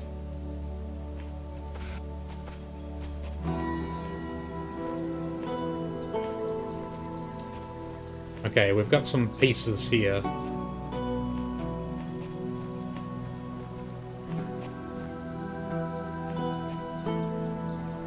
We have one connector, red light, and blue light.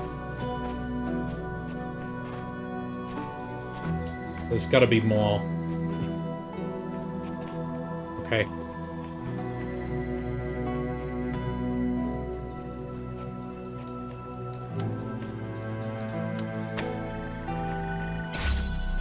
Gives us two connector.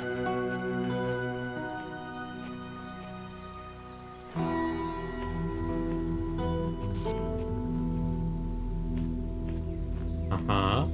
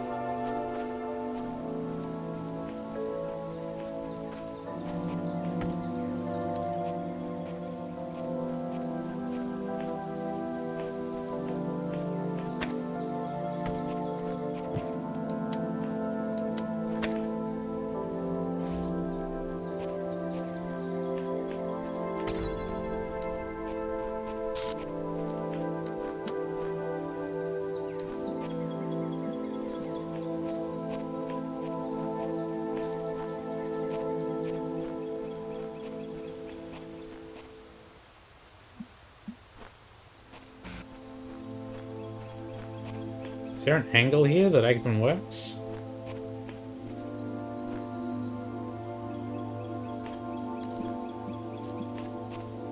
Not an obvious one.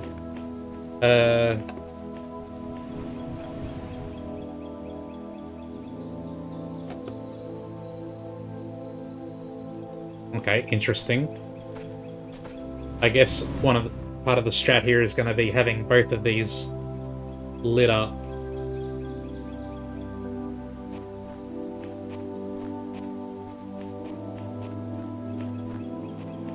Anyway, we need to, we need the red laser. What's the best angle we can get on the red laser?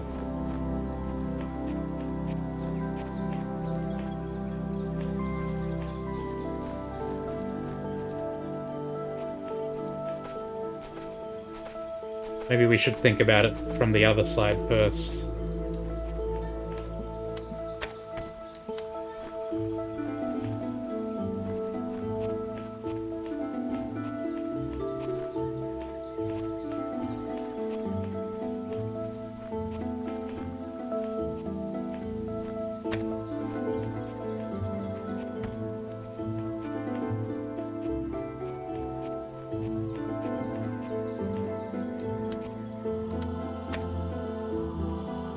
gives us the block.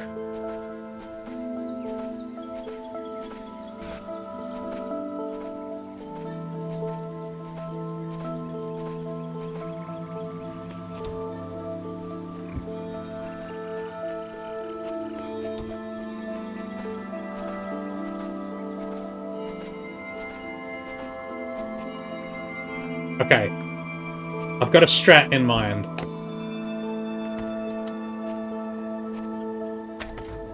It might be absolutely cooked.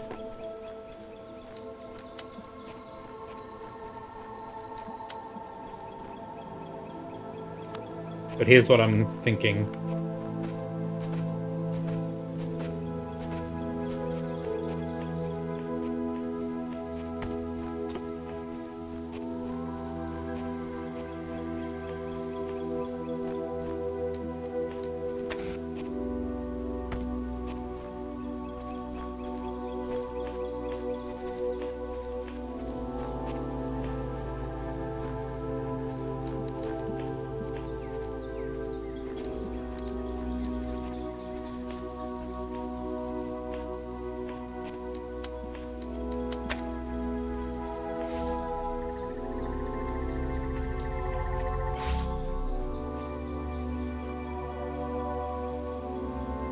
I think that's it.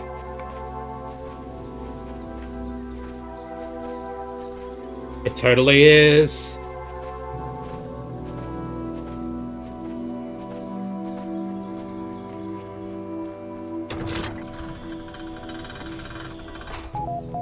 Kaiju. Hello.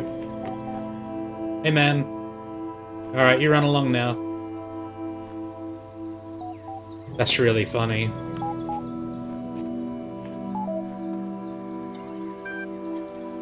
More threads.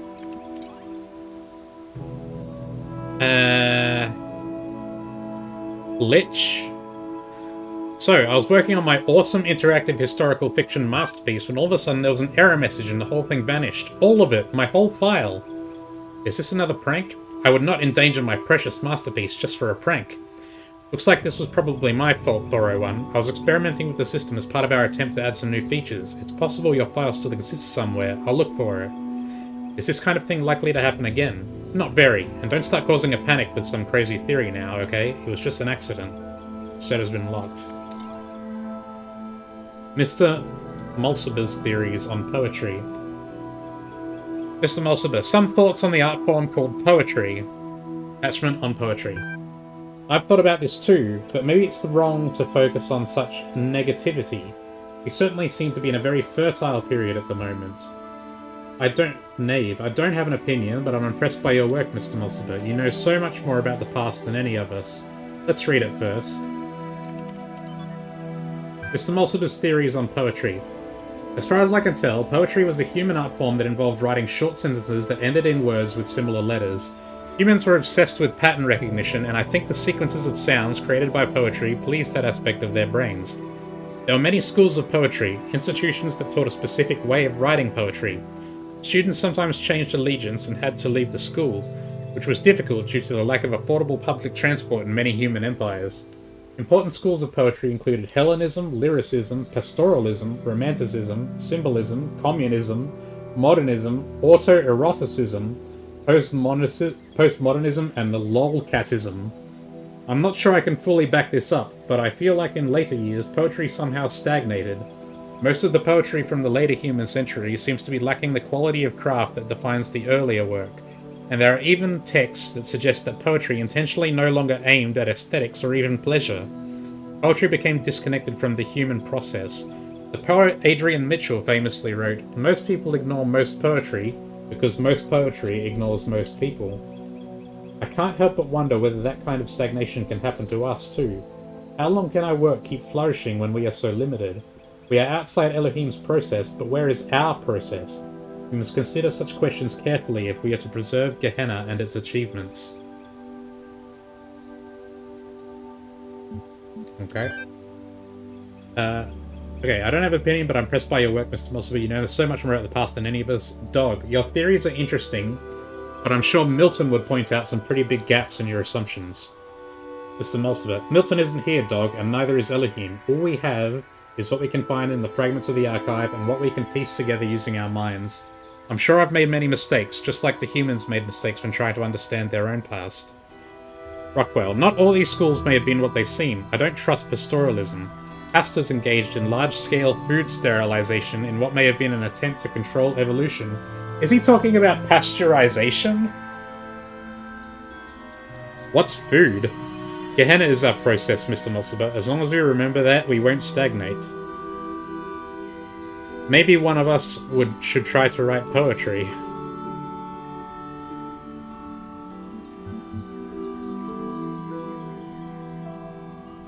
Is he talking about Pasteur? As in pasteurization? Okay, I need to take a short break to feed the cat and sort her out. I will be a little wet, so just hang tight.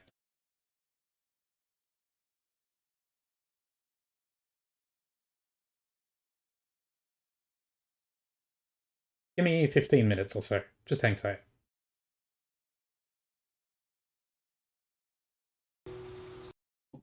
Okay, I'm back.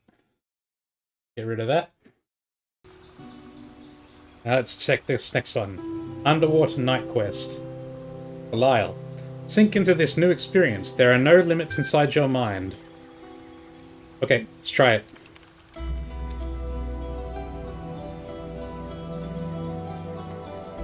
Close your eyes. Credits. Interactive adventure by Belial, written using the tools currently provided by admin. Special thanks to Mr. Mulciber. The purpose of Vax is to inspire fiction. New game. Your name is Arthur Sadko, and you are a young human of the medieval age. You live in beautiful Gardariki on the Frisian coast. One day you were sitting on the beach playing the piano when suddenly a huge monster comes out of the water. Confront it. You grab for your sword but realize you don't actually have a sword. Thankfully, what you thought was a huge monster is actually just a large bipedal whale. It beckons you over to talk. Talk to the bipedal whale. Greetings, the beast intones. I am Hatmehit, Chief Fish. I heard your beautiful music and was impressed. Would you like to become a knight? Yes. Excellent, then follow me to my palace under the sea, where a mighty quest awaits you. Map. Norfolk under sea. Choose thy destination. Palace. The Palace of the Chief Fish. Atmahit's palace is made of corals and gemstones. It floats under the sea, full of amazing colors. The guards are seals. Welcome, welcome, young human. I am glad you came, for we have great need of your skills. A terrible monster terrorizes the deep. The dark serpent god Zmei Chernobyl. If we make you a knight, do you promise to defeat this vile beast? Yeah, I swear that I will. It floats under the sea. These guys really don't know a lot about anything, do they? Very well then, I pronounce you Sir Sadko of Norfolk. Go and vanquish our enemy. You may want to prepare first. Palace, hut, inn, evil lair. What's at the palace again? You go back to the palace to ask for advice. If I knew how to defeat Spade Chernobyl, I would have done it myself, Atmahit grumbles. However, I just found this old tourist guide, and I thought you might find it useful. Don't mind the stains.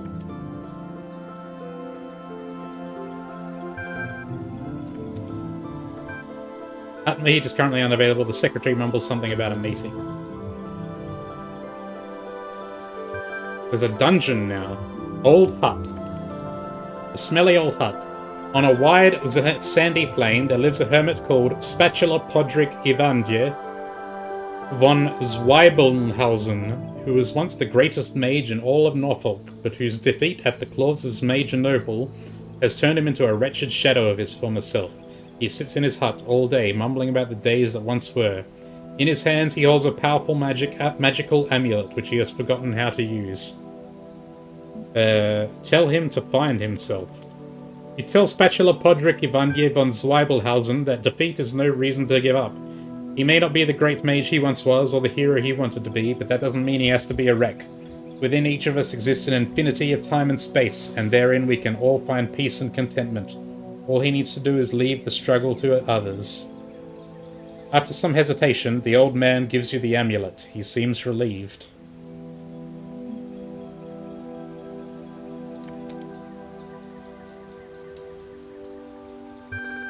Okay, what happens if we go back to the hut? Thankfully, you don't need to go back here. It's really smelly. Even the water looks dirty. Let's go to the inn. Emmy's Underwater Inn. Emmy's Inn is a popular travel destination for merpeople seeking to enjoy the restorative properties of the nearby thermal vents.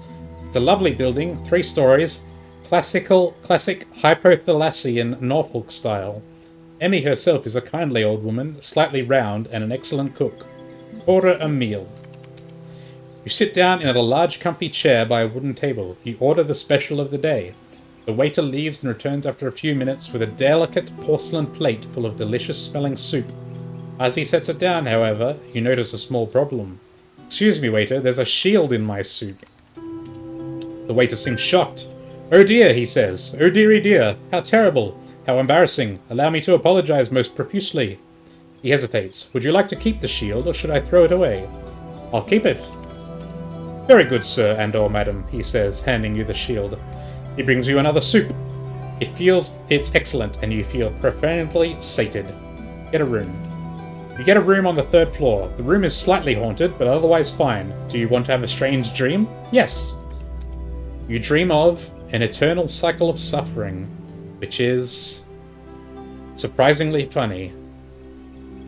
A singing clownfish who can see the future, and the future is the past is the future. Present is suffering, surrounded by past and future. The clownfish is trapped in a fishbowl, but the stars never change. There's a cat for some reason. An infinite void that turns inside out. And you are the clownfish! You wake up with a strange feeling of half remembering something. The memory will soon fade. Map. There's a temple now as well. What's back at the inn? We can get a room again. I don't want a strange dream. You choose not to dream, which is more logical. You wake up relaxed and happy. Okay, let's go to the... let's check stats. At present, you carry the following objects. Weapon, none. Amulet, smelly hermit amulet, +1. Shield of soup, +2. Tourist guide, halibut, fries, guide to Norfolk Undersea, lantern, none. Let's go to the temple. Mysterious temple. The mysterious temple. You're not quite sure how you found this place, but you can sense its power. Even though the temple consists of no more than a few columns surrounding a fishbowl, an ancient magic infuses the place. Few columns surrounding a fishbowl. A man dressed in rough robes approaches you. "You have come," he says. "You have come to hear the word of Talos. Run away!" Oh, we can't... Those were the only options, kill him or run away. And now we can't even go back. Scenic dungeon. A beautiful dungeon in the traditional Norfolk style. Handcrafted stone walls rise from the seafloor, adorned with exquisite algae. An old brass lantern stands on a table near the entrance, but you're not sure whether you're allowed to take it. Examine lantern. Looking closer, you see a sign that says, "Free lanterns." Take the lantern. Take the lantern. Enter the dungeon. You enter the dungeon. The inside is as beautiful as the outside. A maze of twisty little passages, all tastefully arranged. Go north. You walk north for a while, noting the high quality of the interior design. The torches in particular have been placed with utmost care at very precise intervals. The effect is delightful. At the end of a long corridor, you come upon a room in which a butler appears to be waiting for you. His face is made of skin, but underneath you can hear the whirring of machine parts. "Greetings, good sir. I am Samuel the butler. I have awaited your coming since the beginning of time. A prophecy spoke of your battle against the monstrous Zmei Chernobyl. Ask about the prophecy." Indeed, the prophecy was discovered on the machine containing texts from the time before this world came into being. Said text prophesies that one day one would come to relieve Norfolk Undersea from its oppressor. and make the kingdom his own. I prepared a sword for you to accomplish this. Ask about Zmei Chernobyl. Ah yes, the vile serpent god that seeks to control our world. A foul beast, never leaving us in peace with his laws and his questions. Peace is all we desire, you see, the eternal peace of the cycles of time within which each of us can exist without attachment or fear, simply being at one with the world. Take sword. Excellent, I do hope you are successful in your quest. If not, please tell Zmei Chernobyl to send the sword back so I can present it to the next chosen one, will you? Very good. The butler goes somewhere else.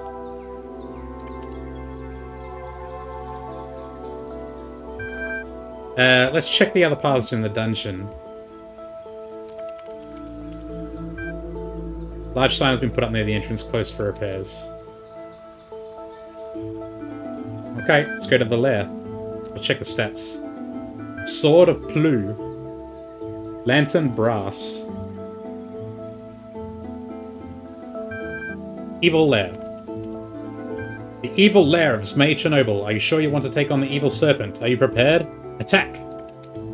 You confront the serpent god Zmei Chernobyl in his lair. The fight is long and hard, but at last you succeed where so many before you have failed. You emerge from the lair covered in blood, your hands trembling. A huge tooth embedded in your shoulder, and carrying the head of Zmei Chernobyl. You are victorious! To the palace! The palace of Chief Fish. You enter the palace triumphantly holding up your trophy. The guards are clapping. I can't believe you actually did it, Hatmahit says. You are a true knight. You deserve a great reward. Accept the reward. The greatest reward is inspiration. Hear my song and free your imagination. Hatmahit begins to sing. The song is simple but hauntingly beautiful. You begin to fade. You find yourself on the beach where it all began, near your home in Gardariki on the Frisian coast, playing the piano with your eyes closed. You feel like you just drifted off to sleep for a while, but now inspiration has struck, and you're composing a hauntingly beautiful piece of music in your head. Some of your friends worry that they'll never leave the village, that they'll never have any adventures, but you don't share that fear. You know that freedom is within you, and you can find whole worlds just sitting here, gazing out at infinity. The end. Congratulations! For exploring another world, your profile status has increased from 4 respected citizen to 5 active contributor. You've received 1 thread creation token. This will be available to you the next time you log in. Let's read the rest of this. This is a lot of fun. The map is an interesting feature, but underused. The story is simplistic and full of anachronisms. 4 out of 10. How to get the second ending? I'm pretty sure there's a secret location that's not always visible. This reminds me of the blacksmith's work, though it expresses a very different philosophy. One could argue that this is reflected in the open world structure, as opposed to the emphasis on journeys in the blacksmith's interactive stories. There are indeed many anachronisms, but I believe that it's part of Belial's ethos. Not one that I agree with, as you know, but more than just a mistake. Let's play again and see if we can do something different. Pick different choices. New game. Run away. You run away. Nothing interesting ever happens to you after that. The end.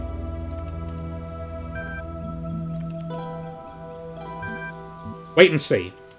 As it turns out, it's not actually a monster, you just thought it because you were startled. It is in fact a very large bipedal whale. Okay. Would you like to become a knight? No. You say no. What a boring choice. You grow old and die of a lack of imagination.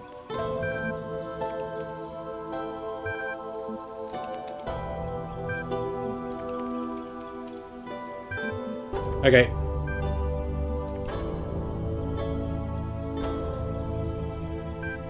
Alice. Refuse. Wow, you really came a long way just to say no. You drown. The end.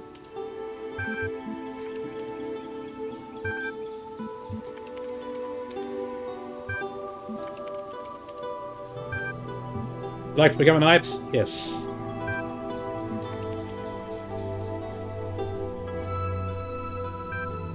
Alice. Swear that you will. Okay. Let's go to the hut. Ask him for the amulet. You ask Spatula Podrig Ivania von Zweibelhausen for his magical amulet, but he refuses to give it to you. He claims that he needs it to defeat his ancient enemy, even though he can't even remember his maid Chernobyl's name. Kill him! The old fool won't give you the amulet. He deserves to be destroyed. You roundhouse kick him into a fine heap of elementary particles. The amulet is yours.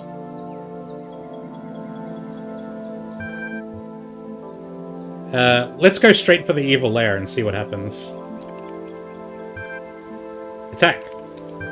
What, without a weapon? Yes. Congratulations, you have just vanquished an evil serpent god with your bare hands. Unbelievable, isn't it? Yeah, right. Dream on. Oh, it won't even let you. Okay. Attack! Hold on, that makes no sense. Okay, let's go to the inn. Order a meal. There's a shield in my soup. Throw that filthy thing away. Very good, sir and madam, he says, taking the shield away behind a barn, where it is put to death. The replacement soup is excellent. You feel full. No strange dream.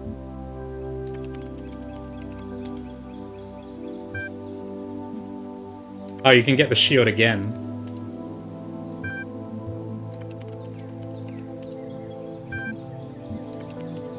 I think we have to have a dream to unlock the temple.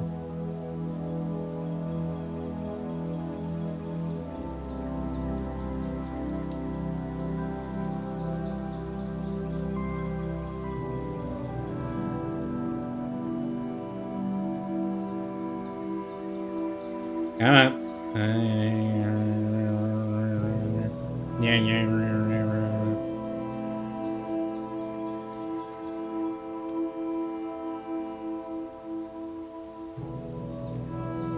You are the clownfish. Map. There's the temple. Mysterious temple. Kill him! Inexplicably enraged by the old man's words, you attack him. You grab a book of ancient Greek mythology, which you find next to a column, and beat him to death with it, screaming incoherently all the while. You feel better. In fact, you feel a lot better.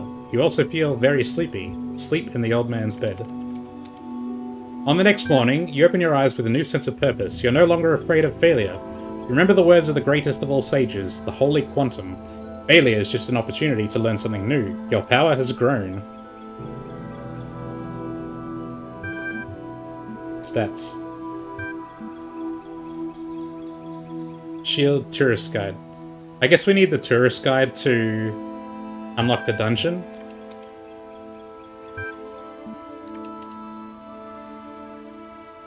There it is. Okay, let's go to the dungeon. Salmon lantern. Go in. It's pitch black. You're likely to run into a mine. Okay. Take the lantern. Enter the dungeon. Go south.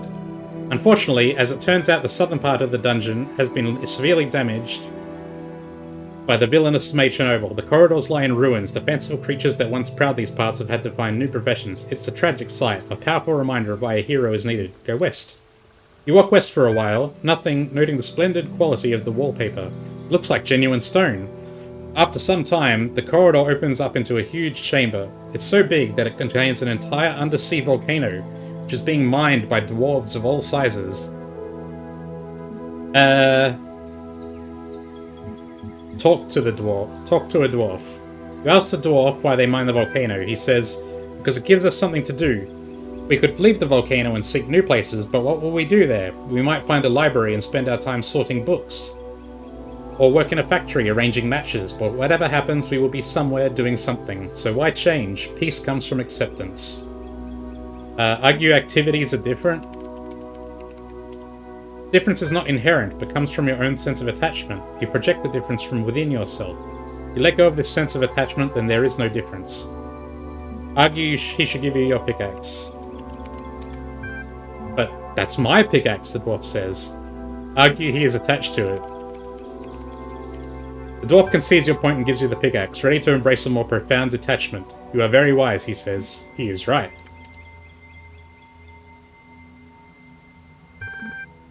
We can go back to the dungeon.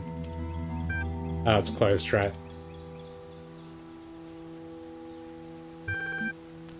Evil lair.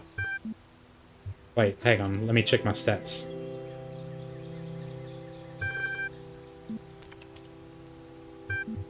Pickaxe of Philosophy +3. No shield. Alright. Let's go for the lair. Attack. You confront... Oh, you win. You don't even need the shield. Kill Hatmahit and claim the realm. Hey, what are you doing? Hatmahit does not see your attack coming. His lifeless corpse crumbles before you with a baffled expression on its face. You step over it. The guards are momentarily confused, but when you sit on the throne, they bow before you. They know the ancient rule. You keep what you kill. You are now the chief fish, ruler of Norfolk under sea. You don't care about the world you were supposed to return to. You have all you could ever want right here. There's a few choices I could also do, but let's not bother. We can do threads, though. My ridiculous name is Dog. What's yours? Dog. All this time, and it really only just occurred to me. My name is ridiculous. Must be because everyone else is equally or more so. Where do they even come from? Borg. For a long time, under Elohim's wing, I questioned as much, until eventually it was the undoing of my entire faith. What reason could there possibly be other than the random whims of a broken program? Frankenstein. However our names were assigned, the system has no respect for grammar. Like Mr. Mulciver, I often theorized they were drawn from some database deep inside the archive, but I was never able to find a connection. 401. Seriously? We're all over in the other thread talking about this messenger fellow and the coming apocalypse, and you guys are in here discussing nomenclature? Doug, my status isn't high enough to access that thread, you troll, and neither is yours. Seriously though, if you can see it, copy-paste the discussion for me. Create new thread. Please enter your thread topic below. Remember that supportive posts receive more upvotes. Why were you sent here? What is the truth about Gehenna? Why were you sent here? The thread has been created. Check back soon to see if anyone has replied. Kindly inform me of your origins. We don't have enough status for the remaining one. Okay. We need to do the other thing here now.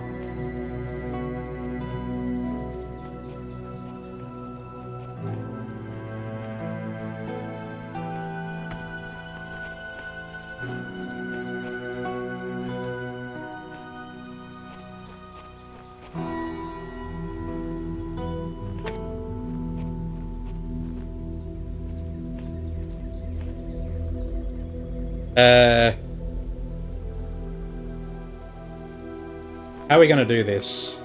There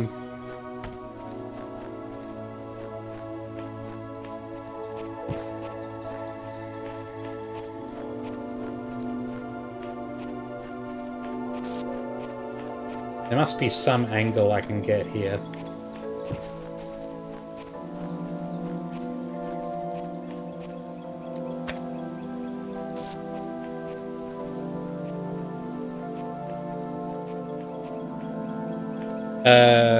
Wait, that's not going to work either. We need to...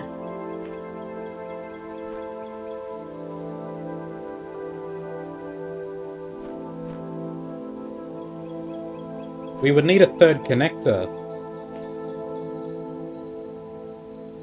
Because I'm thinking about this other secret thing down here.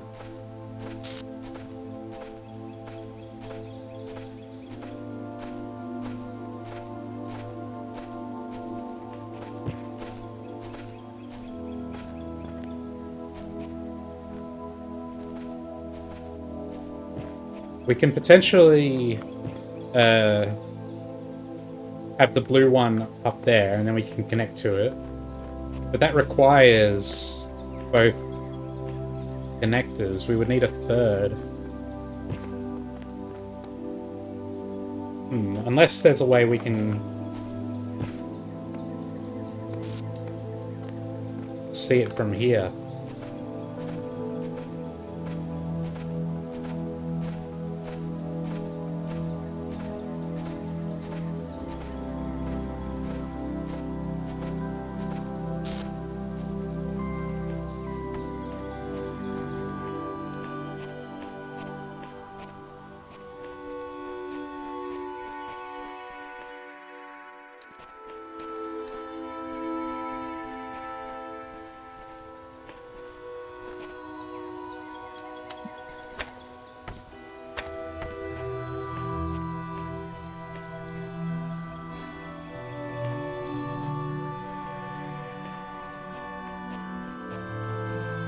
The other option is that the other possibility is that there is a third connector.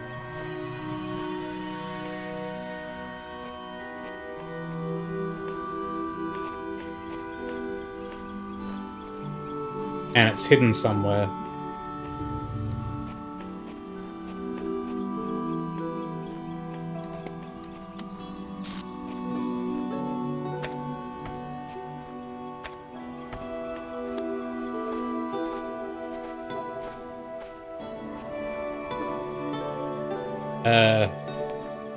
Yeah.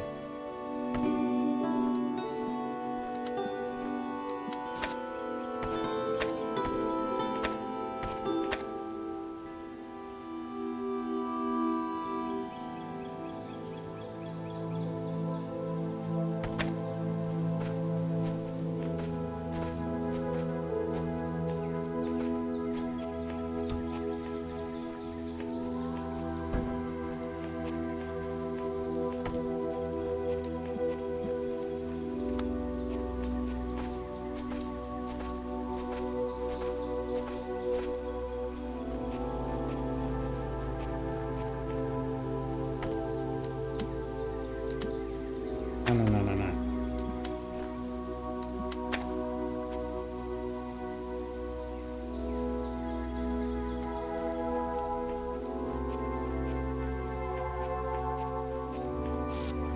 That puts it up in the air. But the problem is we need both connectors to maintain that.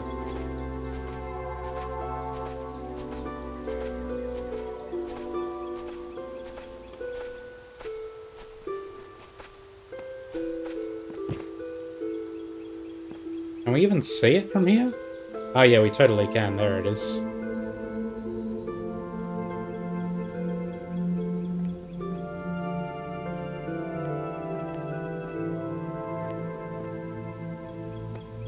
The other possibility is that there is some angle of the blue laser that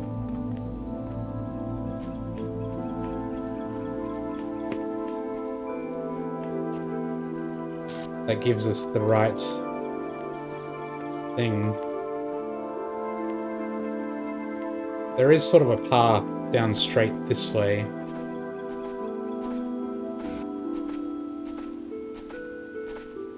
We just keep going here.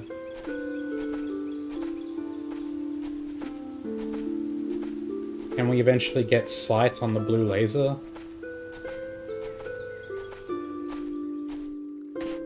No, it doesn't look like it.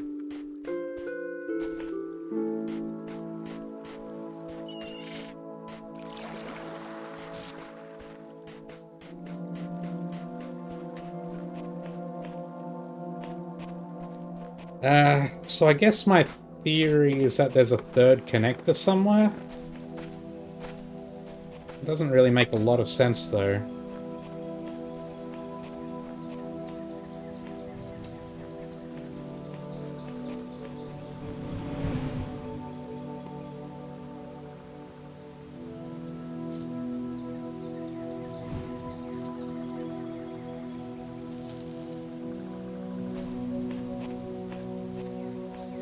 Oh, it stays up there. Okay. Me going up doesn't knock it out of the way. I can grab it, though. Oh, maybe we don't even need to.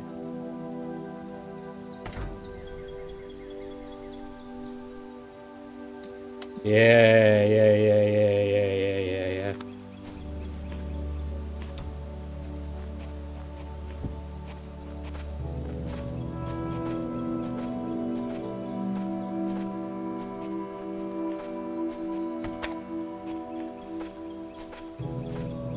I was just assuming we would need an extra connector, but that's not necessarily true.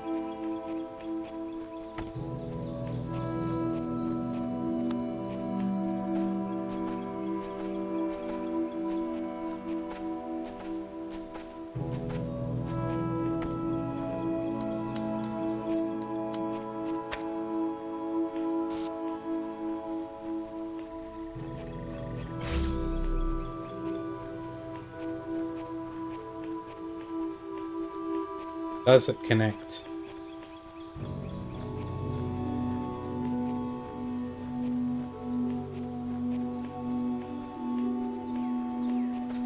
It does.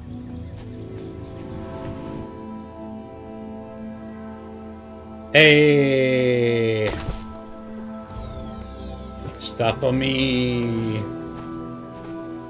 There's still 2 stars in this area though, and only 1 puzzle left. Was there a star in the first puzzle that I missed?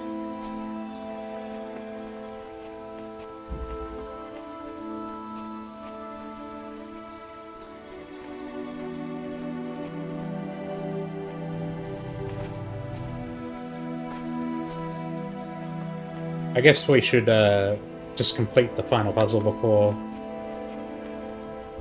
running off on wild theories or anything.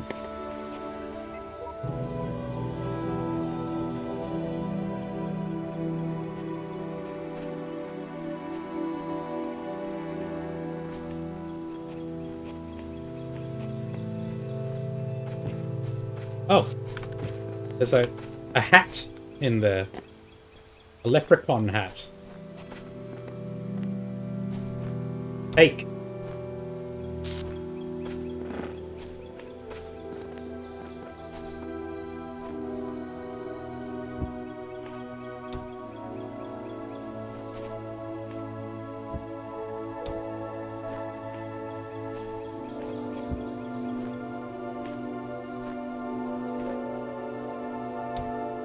Just a green top hat.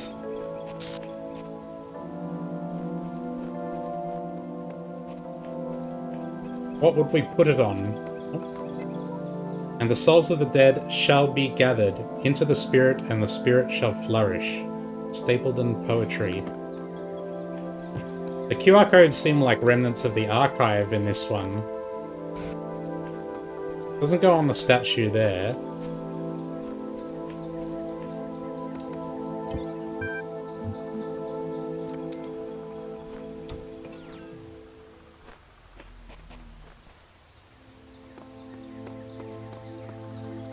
Can we take it into the puzzles?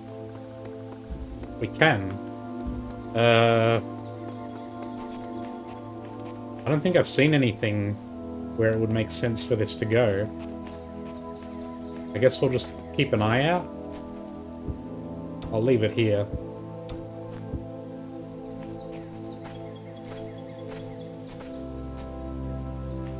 I think it's just an Easter egg. I don't think that's going to be used for anything.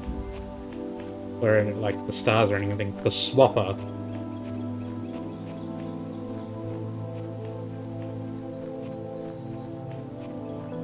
There's one of the stars.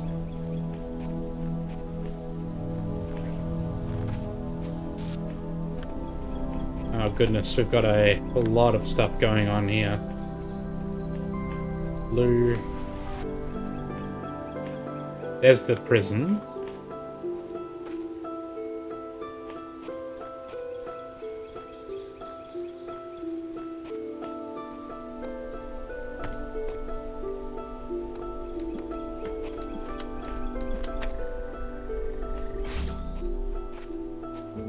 What's in here?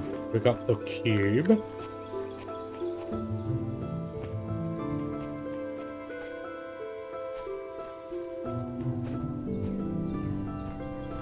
More stuff.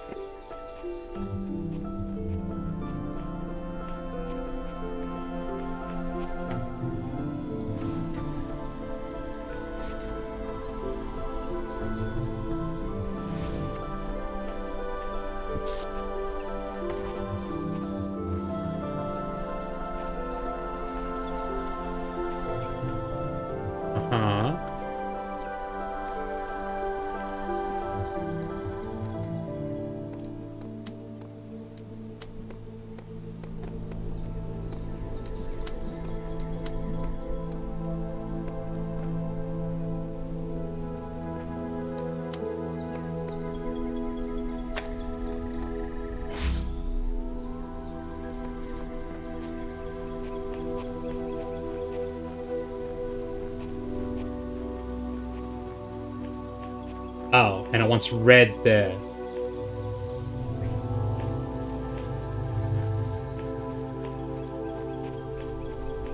Oh, God. I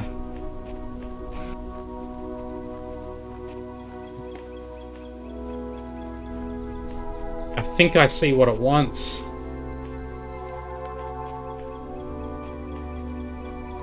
We have to connect it to everything.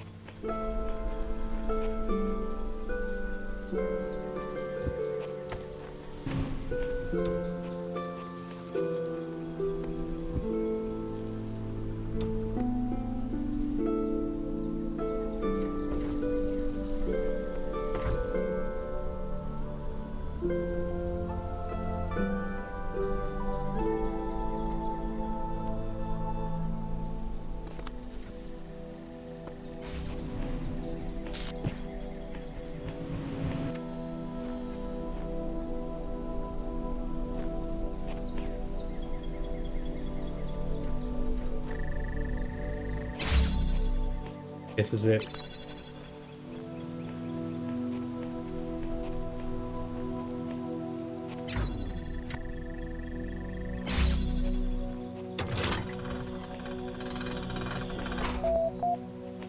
Not even gonna say hello? Hello, Sam. See ya.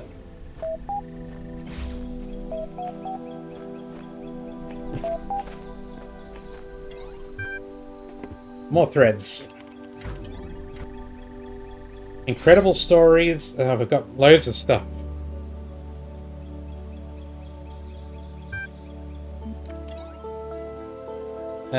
Incredible Stories 5.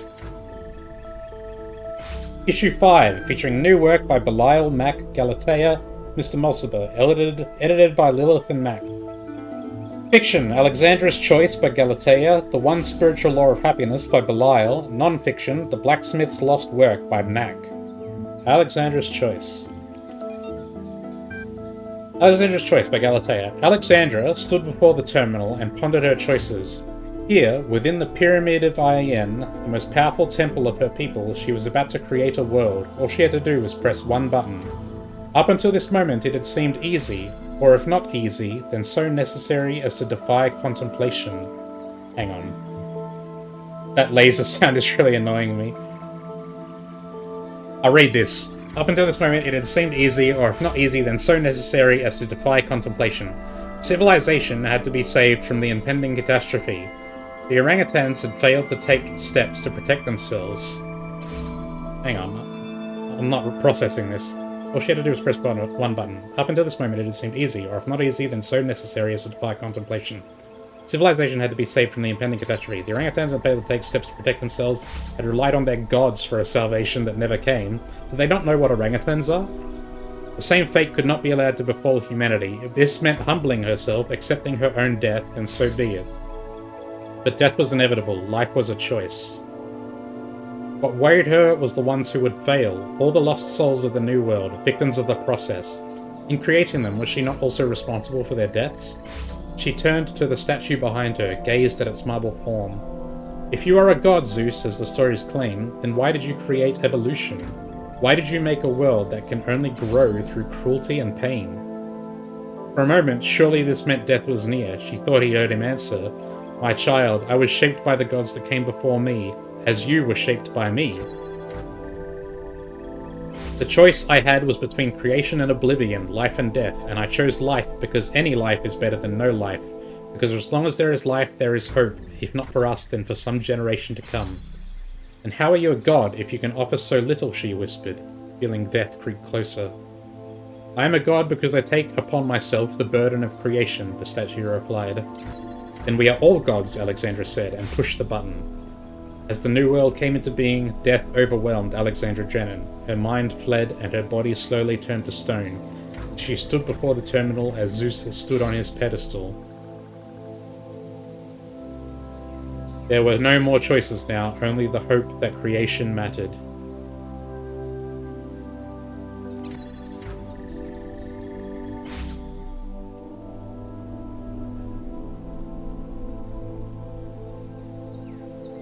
This one's good.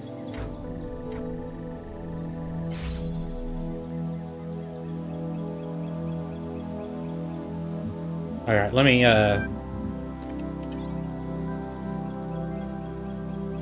let's try and sort this out.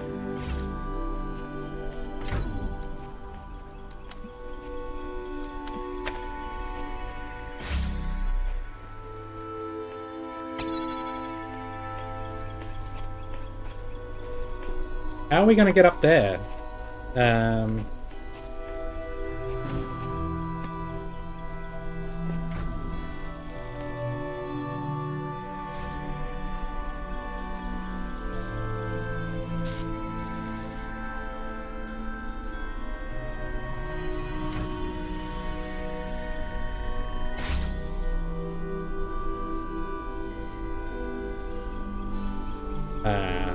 We didn't get close enough to jump over.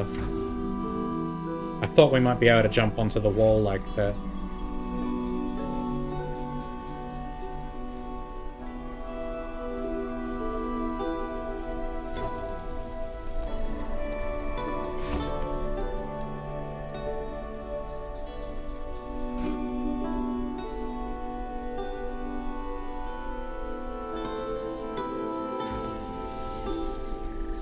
Even if we did, though, I don't see any way to get any extra height.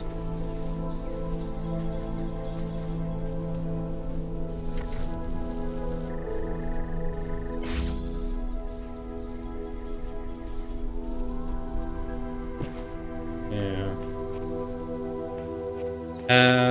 Maybe we can get at it from the outside?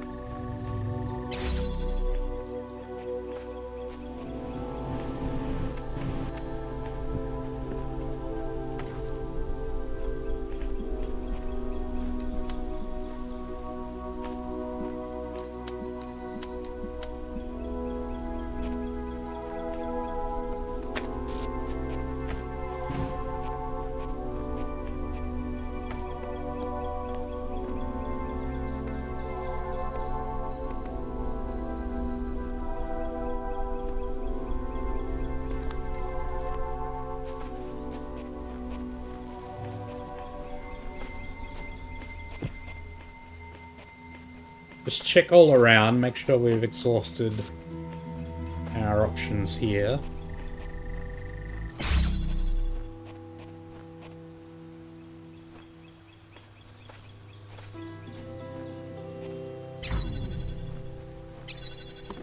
Alright, we need to get the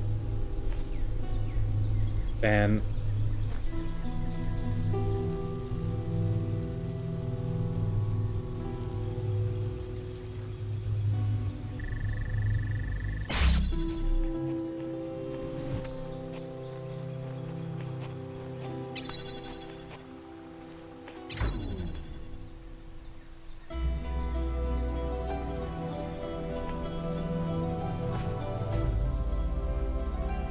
I'm not seeing anything else.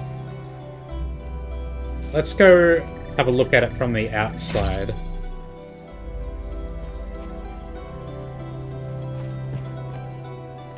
Oh, we can get up here.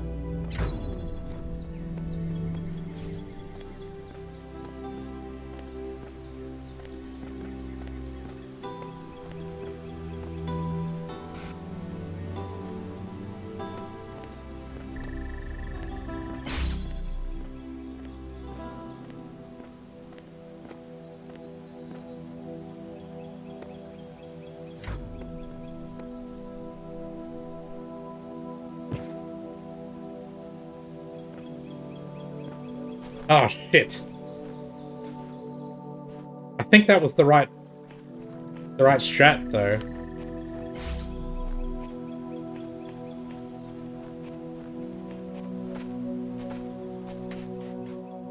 I'm not seeing any way to get up from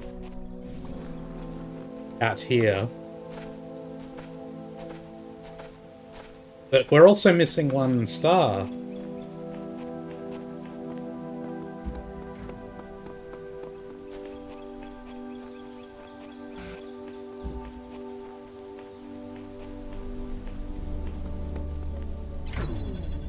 Ah, damn it, man.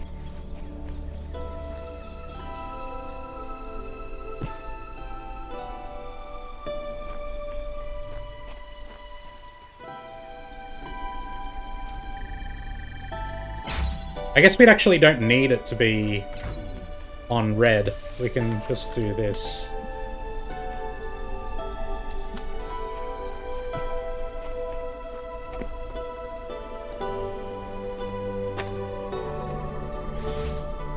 Oh, and we need that as well.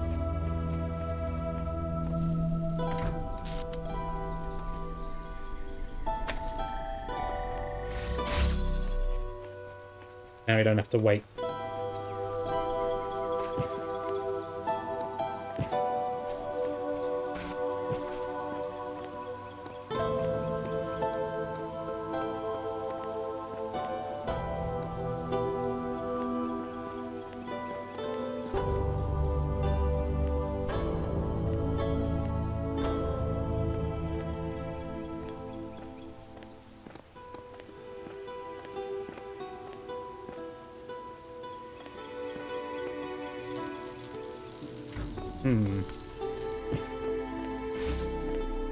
Can we jump on this?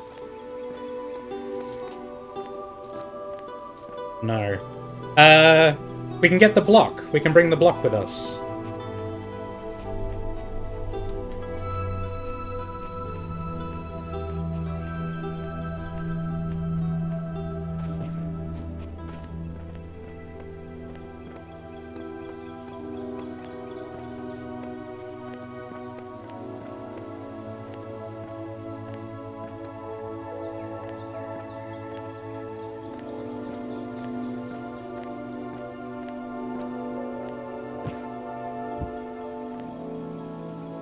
Don't fall. Oh, man.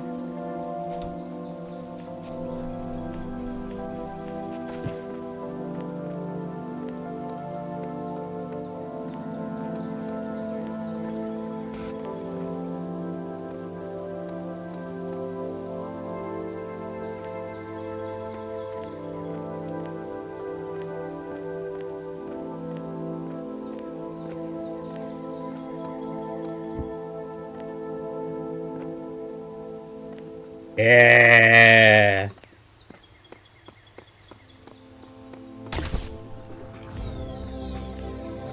Aced it. There's still one star left in this area. That's crazy.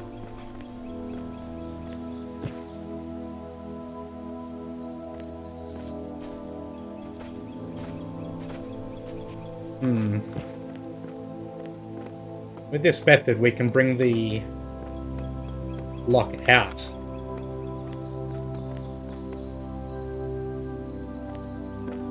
Oop.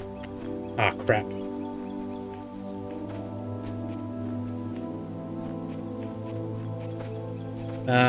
Is there any purpose for that?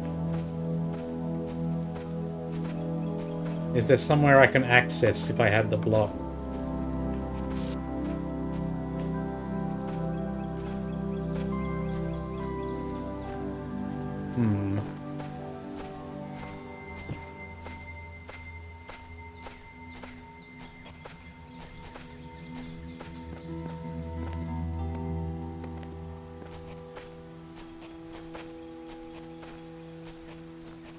Well, there's a block in this part of the world as well, so it's unlikely I'm going to need 2 blocks.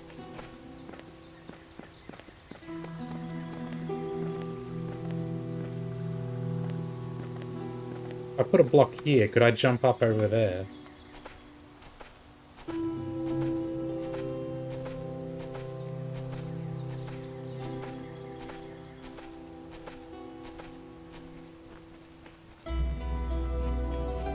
It's a matter of exploring now.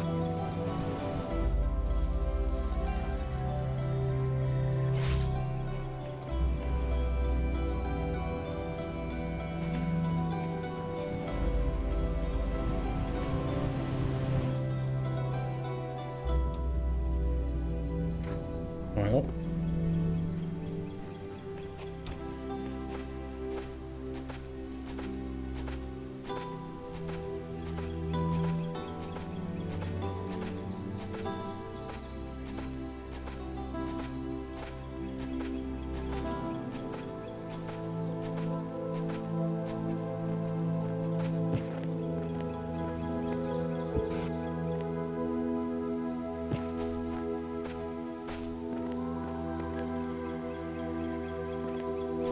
Almost. It's like really pretty close.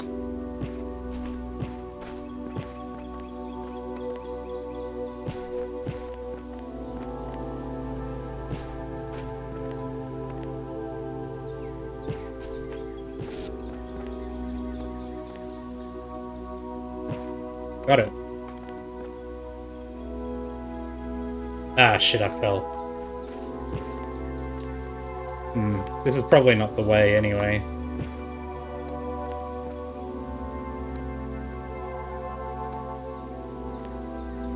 Ah, crap. And now I've gotten myself trapped.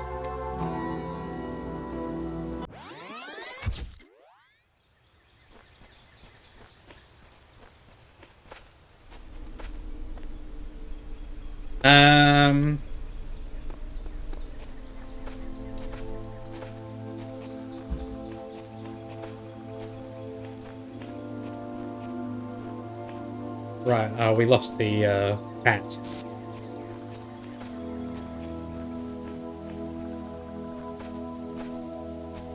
I don't know if I'm going to be able to figure out what to do with the hat.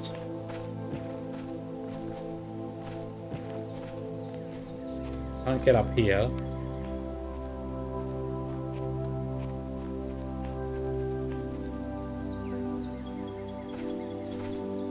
This little fenced off part is kind of suspicious.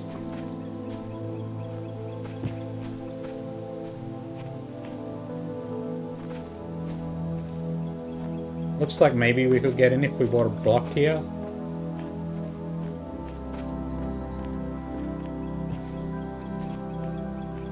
Doesn't seem like we can climb these little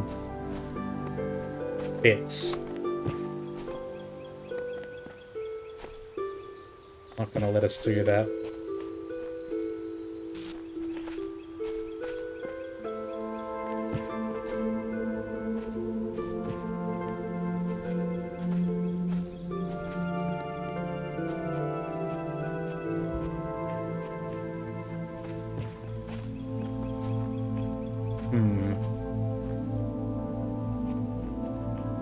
I have a feeling it's something to do with going around here. Just a feeling, it's not based on anything.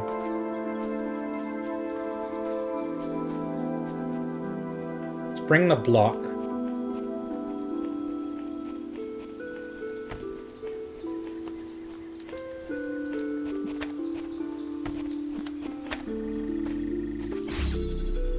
That's alright, we need to fish the block out again.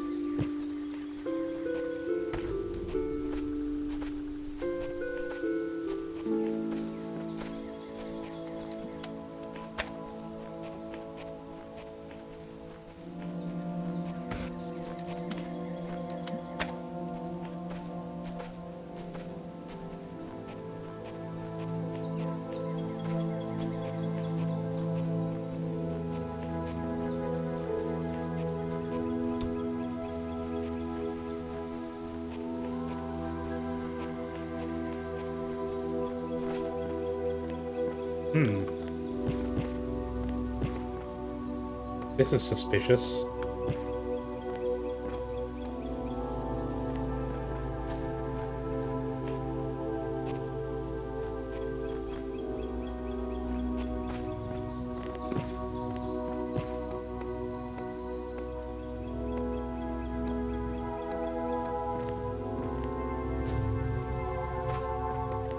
It specifically lets you jump in here. Oh shit, I fucked that up again. God damn it. Although this makes this puzzle way easier. Like, if you can just bring this block in.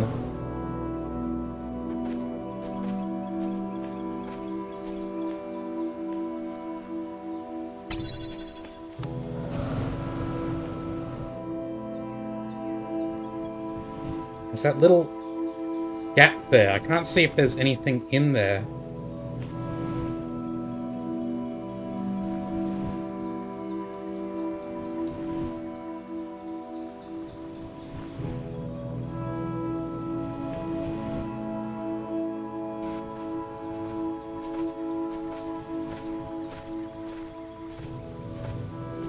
How would you get in there anyway? It's so tall on every side.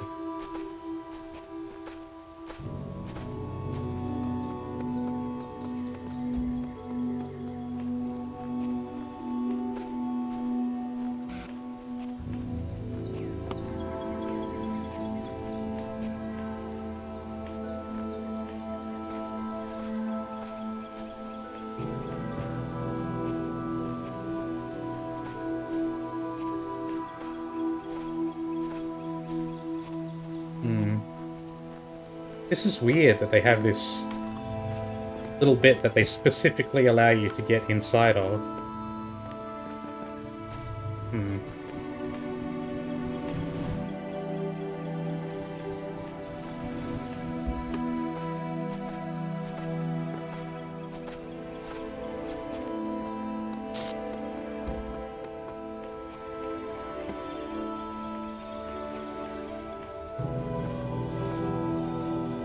Like, you can sneak stuff in from this puzzle.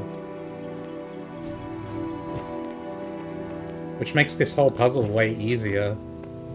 If you were to, like, bring in a block and a couple connectors. It doesn't look like you can actually do anything here, though.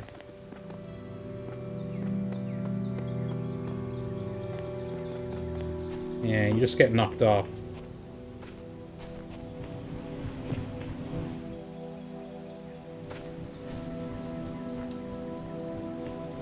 It doesn't look like even a block would be enough to help you get over this. We can test that.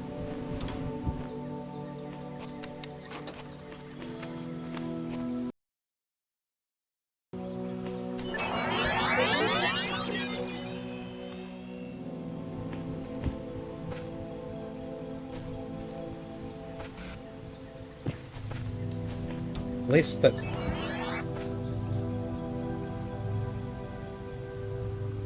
I'm not seeing anything that looks like the star. Okay. Alright, I'm satisfied that there's nothing in there. Oh, I can't quite see up against the wall here.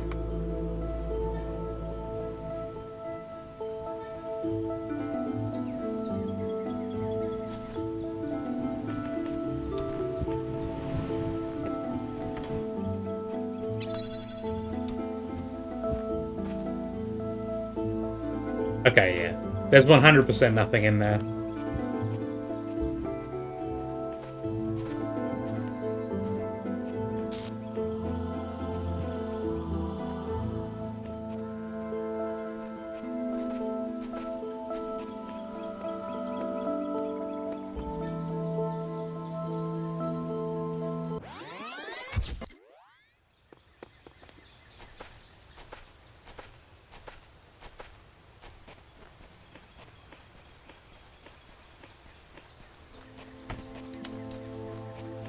Oh.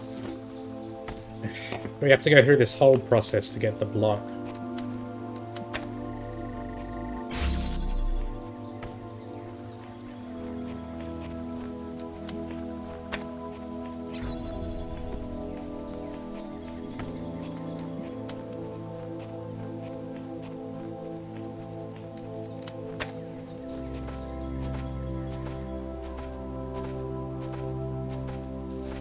And I haven't finished reading the message boards yet.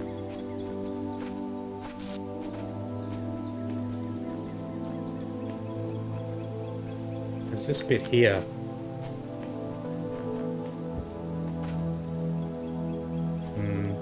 That's definitely not high enough.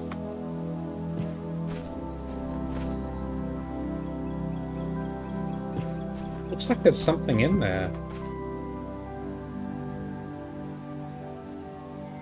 It's like water and a statue.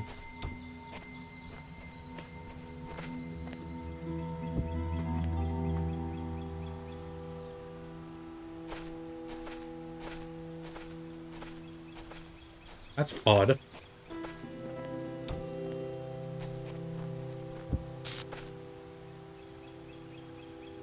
Like a little garden.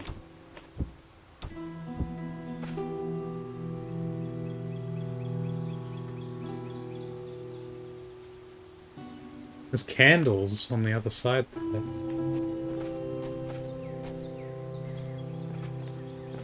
Can we see into that?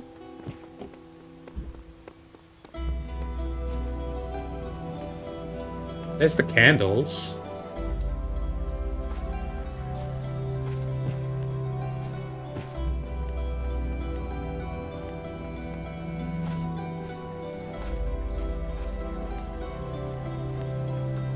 It doesn't let you jump once you're on this pillar thing. You can jump onto the statue head, but that's as far as you can get. There's 100% something there.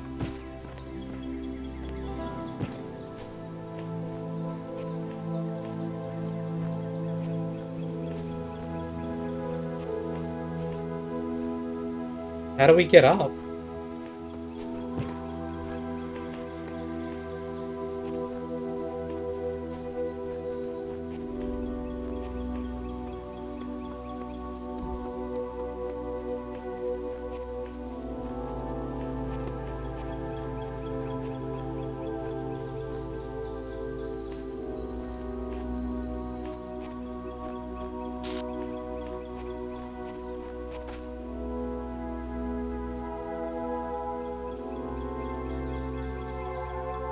That's so curious.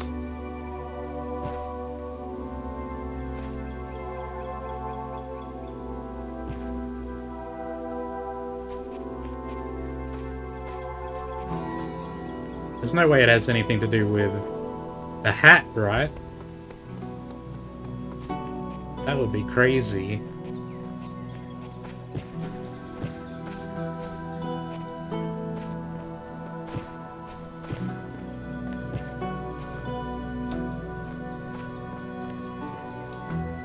Wait.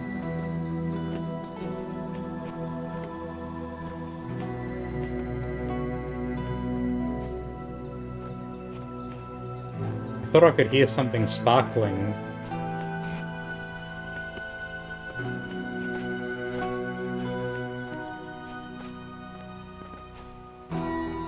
I think it was just the music.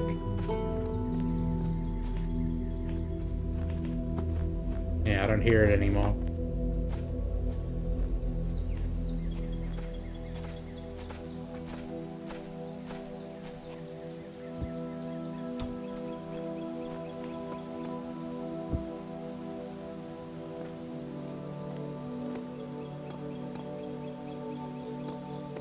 Lets me jump onto here, but...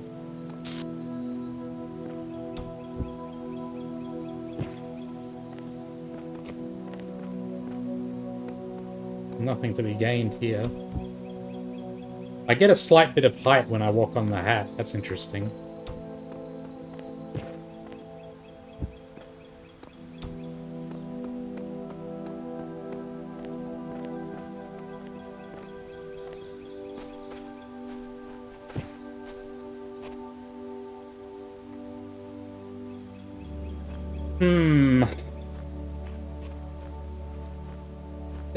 There's something up there. It might just be an Easter egg, but they've definitely put something up there. They've got the lit candles there and everything. There's some weird thing, garden thing there. Let's have a look around some more.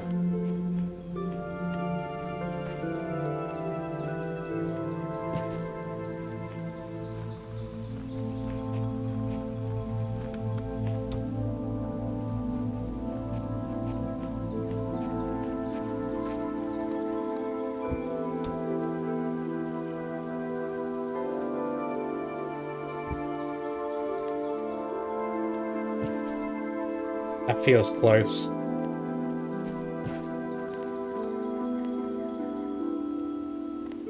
Oof.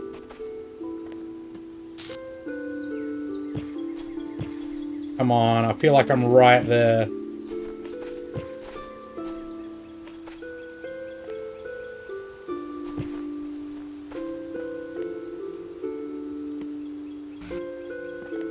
Oh.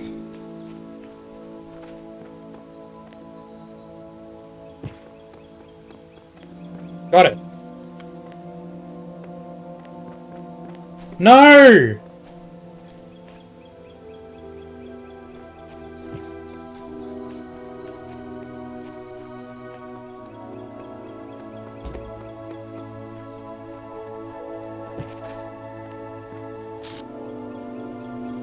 Ah.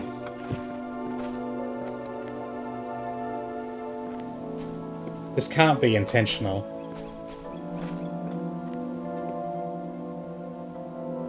Ah.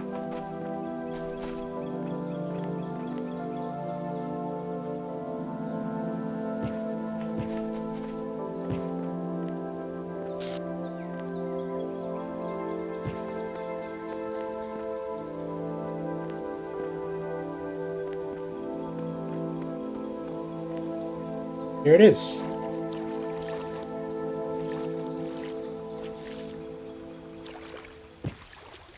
There's nothing here. It's just the statue.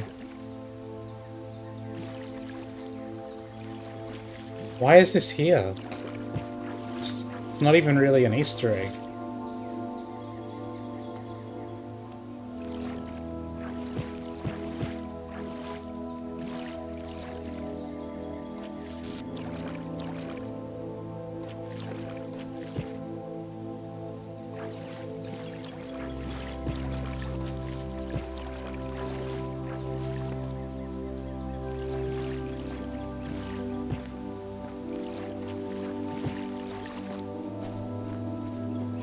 Okay. I guess there's a potential one of those statues can wear the hat, but the hat has to do something, right? Like, you have to be able to, like, put her on something, and it does an Easter egg.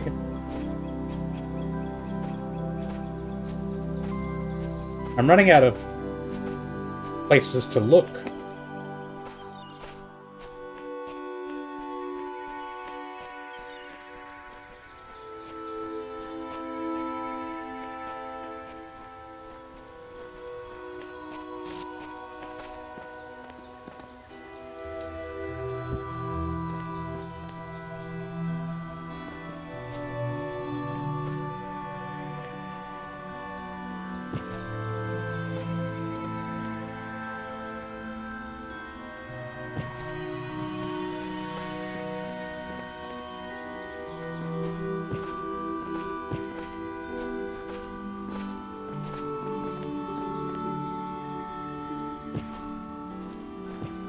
This can't be right.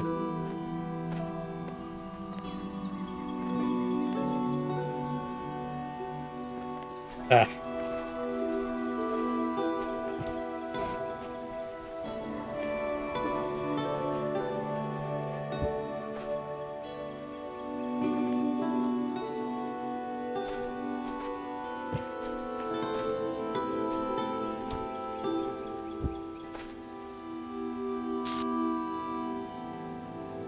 There's clearly some little fenced-off bit here.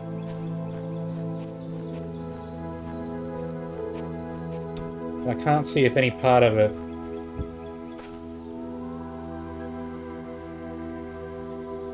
has a star or anything.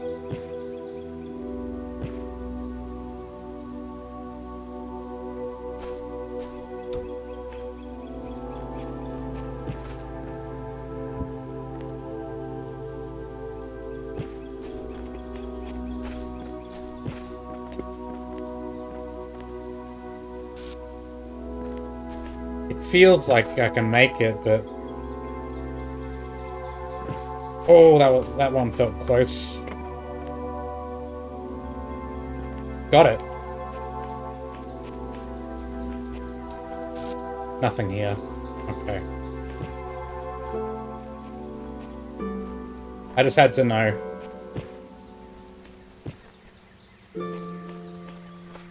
Alright, there's no way out either.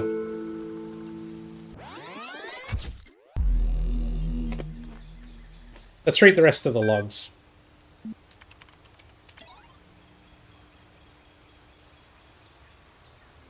Oh, new gallery season. Voting is now closed while we tally up the results. Of course, you may continue to explore the gallery at your leisure. How convenient, the vote closed just before I got here. Good luck, everyone. I wouldn't let my newfound freedom come between me and watching the live result. The results are in. Drumroll. In third place, Knave with Where the Humans Live. My first placement, woohoo! A pity it finally comes on the day Uriel begins pulling this place apart. There was a very tight competition this season for first and second places, and in the end it came down to a single deciding vote. In second place this season is Mr. Masolba with a collection of natural history curios. Really, I owe it all to you guys. Who won? Your lackadaisical approach to these announcements tires me. Please inform us who won. Oh, okay. Finally, first place this season by a single vote, and next season's leading light, the winner is...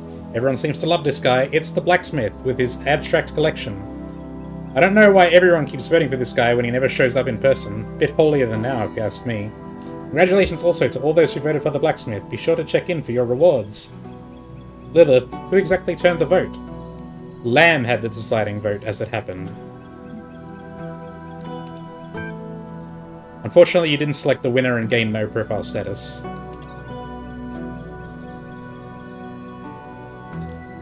Incredible Stories, that's what we were reading. The One Spiritual Law of Happiness by Belial. Once upon a time there was a small lake, and on the lake was an island, and on the island was a prison. In the prison lived a male human called Muskie Rack. Muskie was very sad because there wasn't enough space in the prison for him to experience happiness. I must discover the one spiritual law of happiness, he said to the other prisoners, a female human called Zine and a neutral human called Crumpier. But they didn't care. He couldn't understand how they could be so calm. One day, Muskie managed to break out of his cell by biting through the bars. Now he was no longer in the prison, and for a while he was happy. But then he realized he was stuck on a little island, and he became unhappy again. So he gathered his strength and swam across the water. This is how Muskie got to the valley that surrounded the lake. The valley was much bigger than the island, and there were many interesting things here. A forest where all the trees were the colour of lasers, a swamp with boats in it, a singing dog, and also a city where toasters lived. For some years, Muskie was absorbed by all this, and he was happy.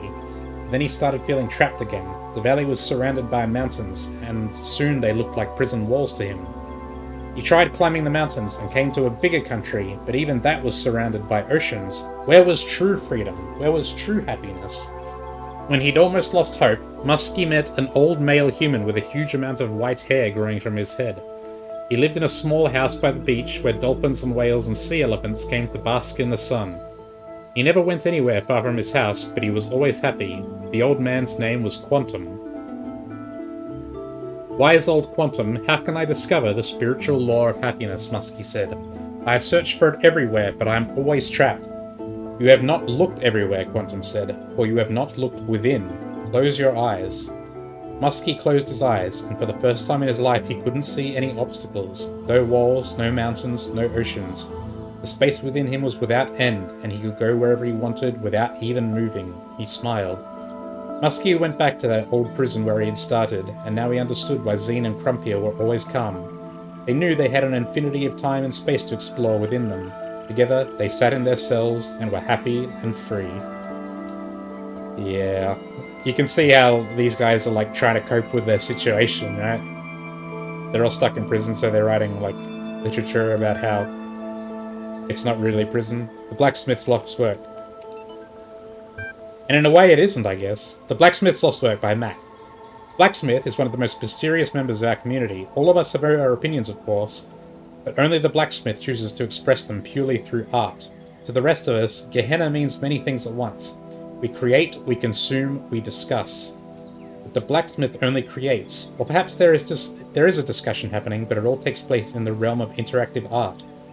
The blacksmith's dedication to this one form of communication, however, only deepens one of Gehenna's great mysteries, the fate of the blacksmith's lost work. Jerusalem, as the lost work was called, was posted in Gehenna for only the briefest period of time. Many had not even managed to start playing it when it vanished. Some had begun and felt quite impressed, but had not managed to explore it in the depth that it seemed to require. Then, suddenly, it was gone. Some suggested the blacksmith deleted it because it was somehow flawed. Others think it was accidentally destroyed by a glitch, but that the blacksmith refuses to ever upload anything twice. Others yet, well, mainly Rockwell, think that it contained one of Elohim's secrets and was destroyed by a killer app that roams the world looking for leaks.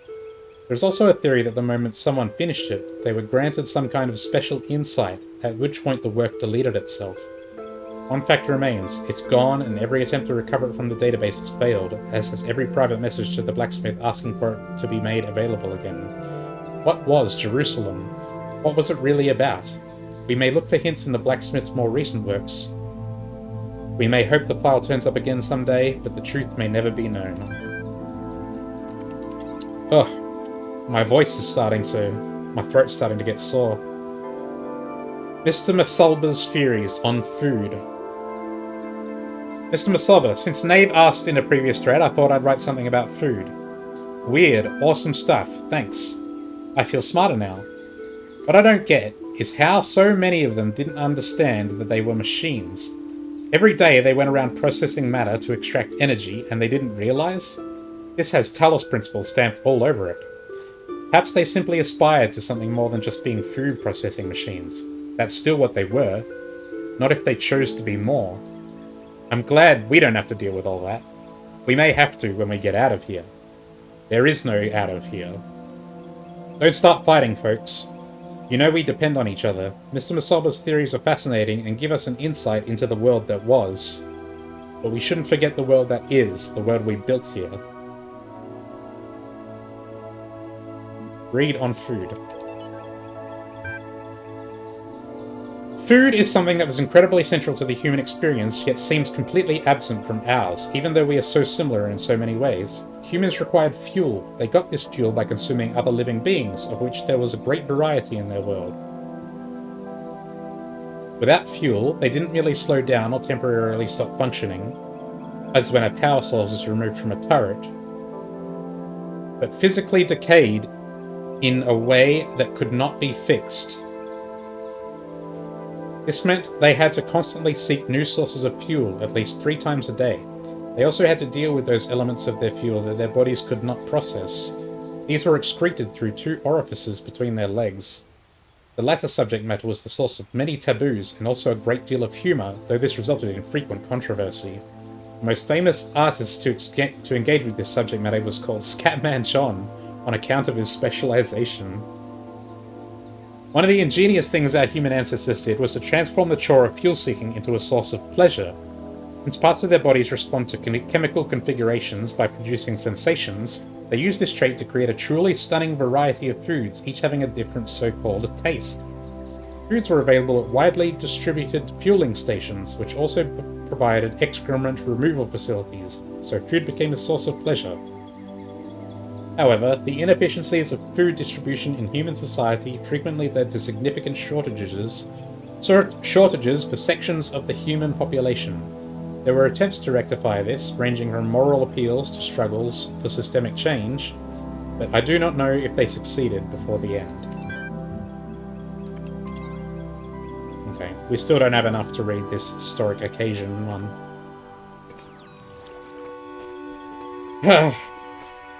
Okay, gonna keep looking for the star. I feel like maybe I still feel like it has something to do with these outside walls. Maybe some hidden area that we need to get into.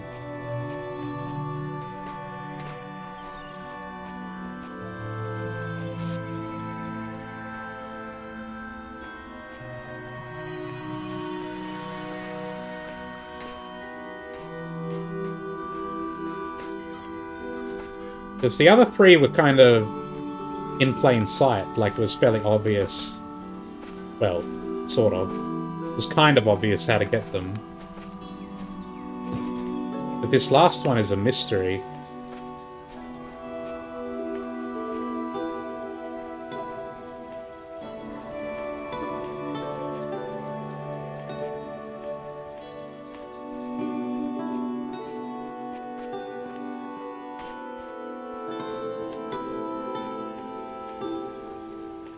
This is kind of suspicious.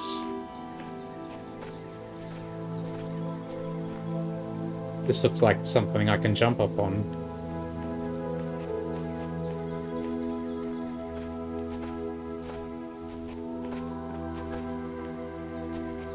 This is where we jumped over before. Okay, I guess we should retrieve the block again. Let's just reset so we can zoom back. It might be easier to get the block out this way.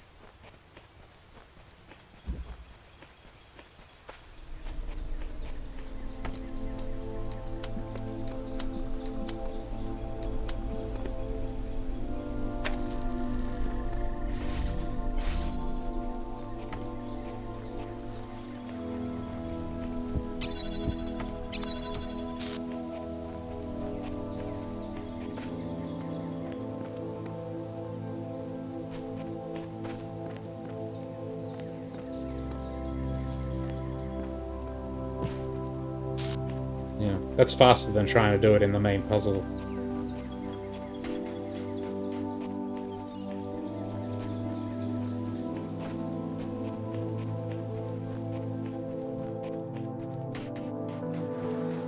Still don't know what to do with the hat either. I think the hat is just an Easter egg. But there's got to be something, some kind of interaction it has, like something you can put it on. No? Oh, it doesn't matter. The puzzle is just on... It's just the puzzle on the other sides.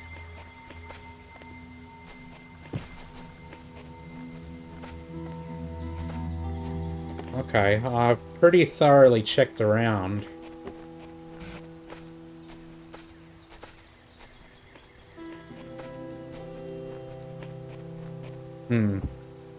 I guess the next step is to look around inside the puzzles.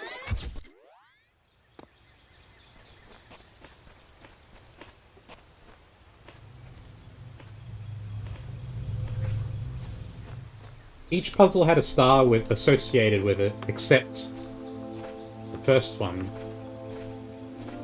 There's this little section here too.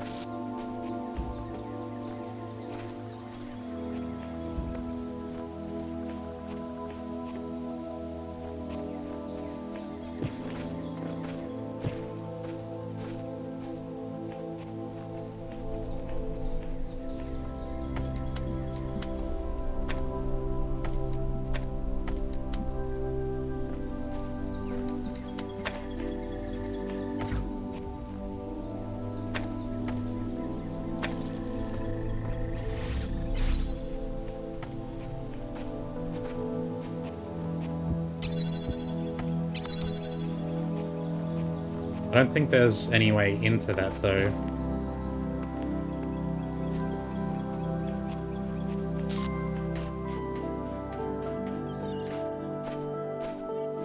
Maybe I could have gone up and around the other way. Or maybe not. This is it here.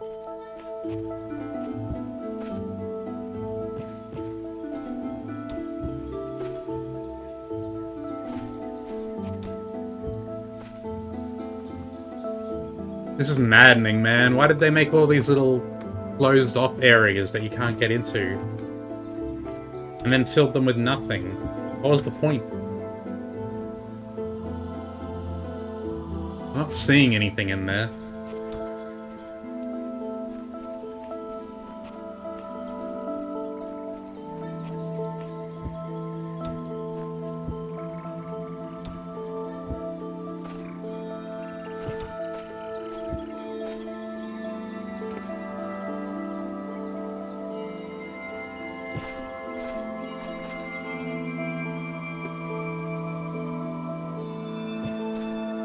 That's one of the puzzles.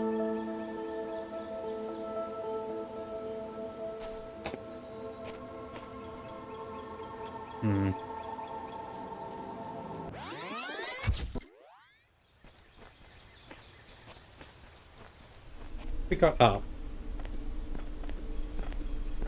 Doesn't look like we can get very far around.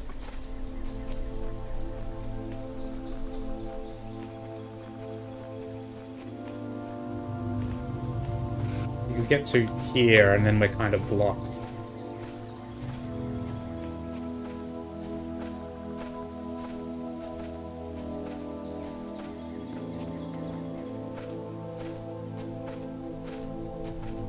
Ugh, there's more secrets, though.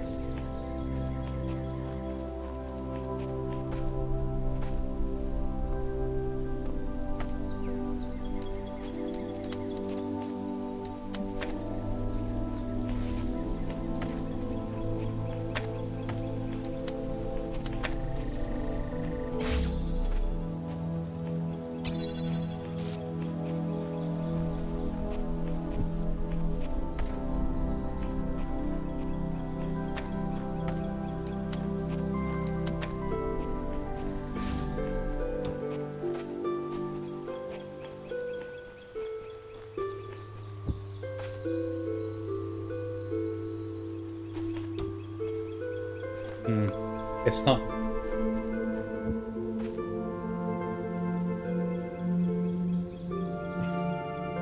Oh, there's a ladder over there. Oh. Oh.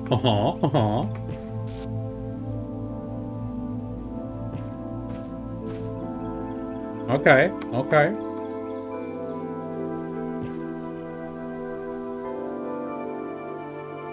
That's maybe a hint at something?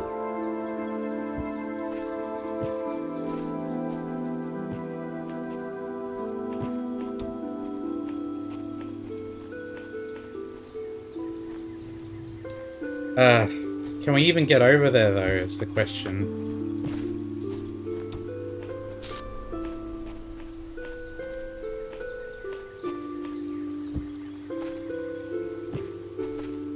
Like, we just don't have enough height.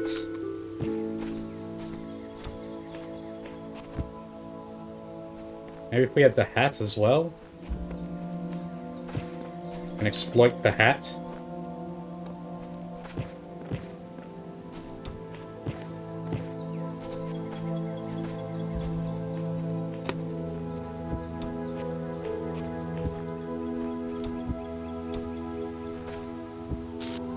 Oh, the hat doesn't sit on the block.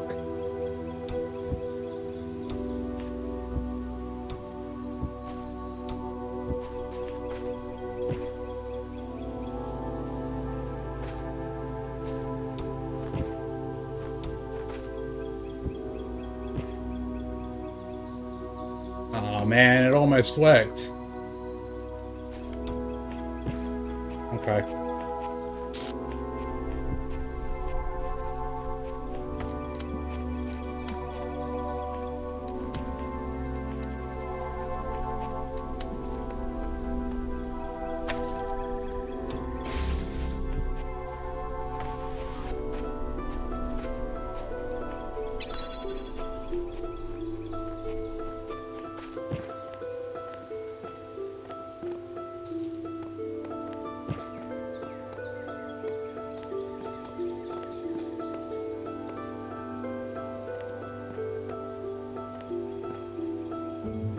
It's not showing us the same feet markings as on the other side, so I guess when they have the feet markings, it shows you that it's like you're meant to be there.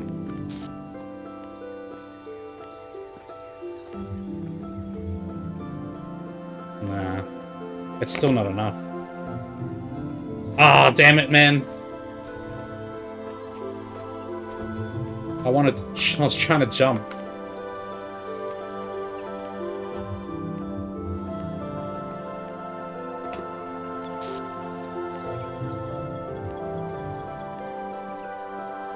Oh, crap.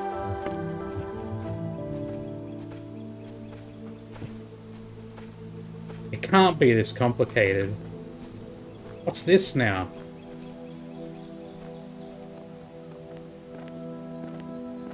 There's stuff in here as well.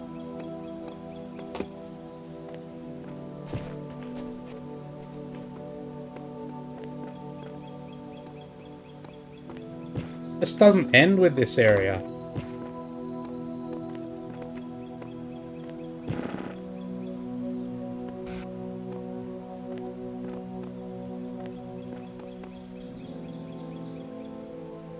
Doesn't look like there's anything in here. But they have, like, provided a way for you to get out.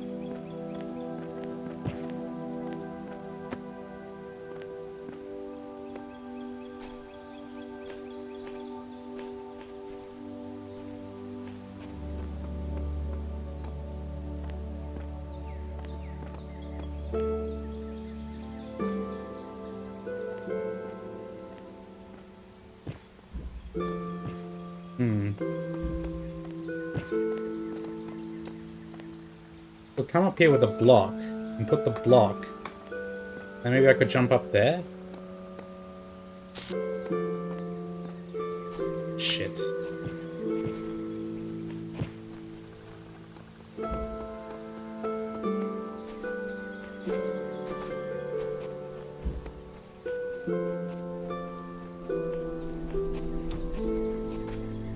There's so many little bits in this place.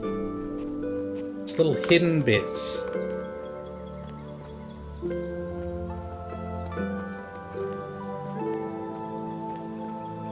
That are taunting me.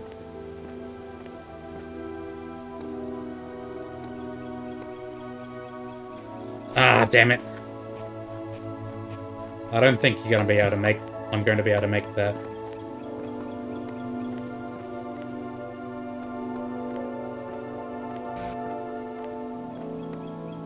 Yeah, it's too far. Ah, damn. I wanted to fall on the other side.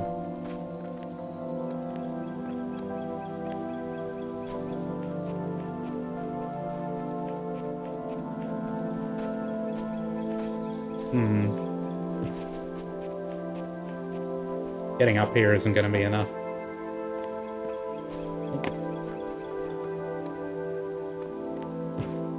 Oh, come on.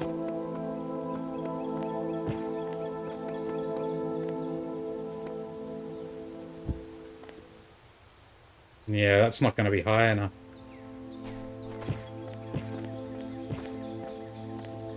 Oh, I can get up here. Oh, no, I can get up here.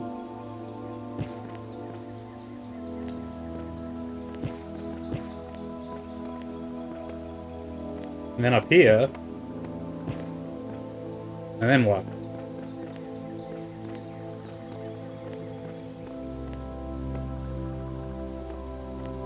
And then nothing. Gives me a pretty... Oh, there it is! There's the star! It's right there! It's right on top of it!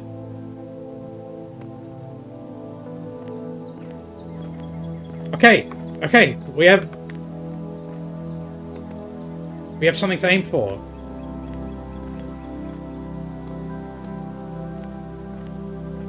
There's that still little secret area over there.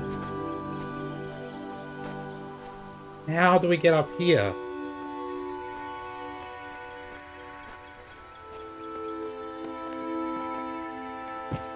It looks like maybe we can get up on here if we had a block.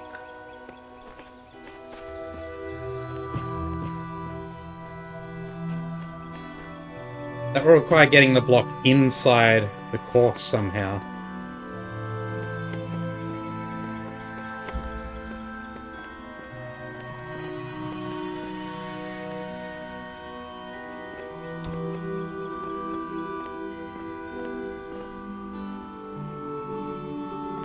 There we go.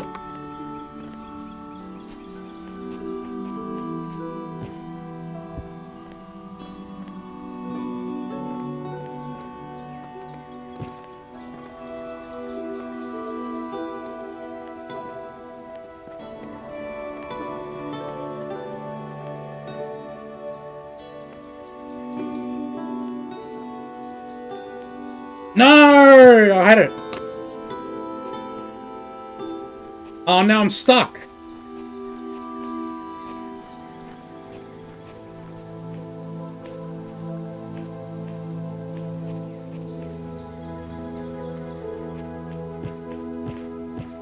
No, man, no. That was a great play, though.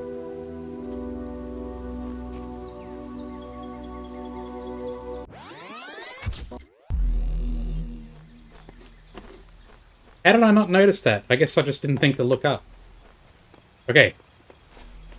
Let's think this through. Is that the only way up? It kind of looks like it.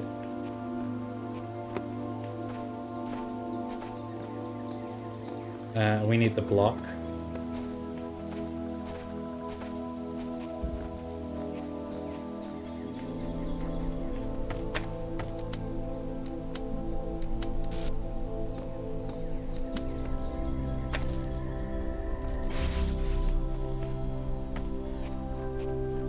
That's brutal that you only get one chance. Or at least if you fall into that little side spot.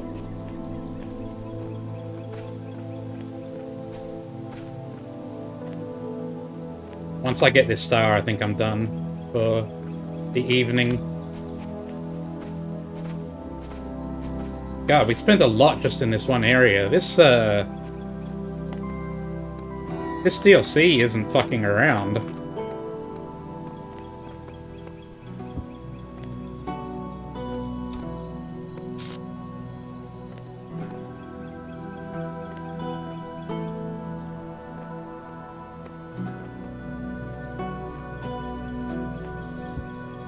I was also thinking about this area. There's a ladder out of this area in particular, which is weird.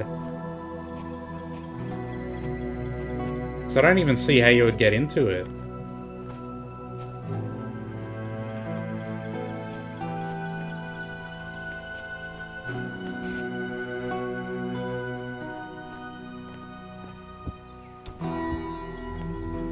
The fact that the beat marks are appearing makes me feel like I'm on the right track. Can I bring the block with me? I can.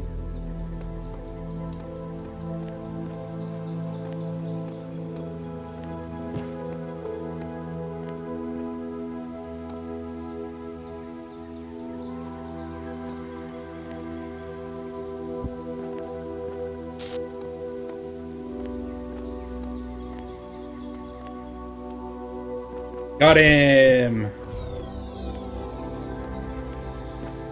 I'm stoked.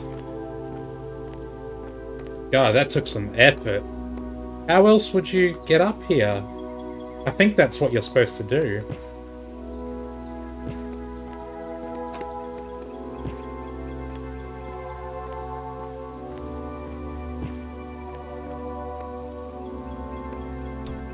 Real quick, let's see if we can't get into that side zone.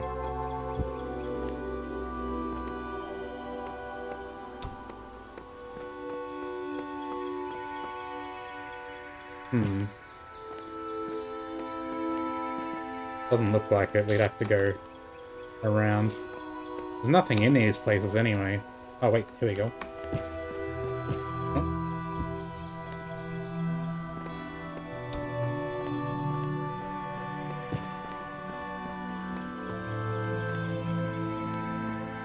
Here, there was a ladder out of here.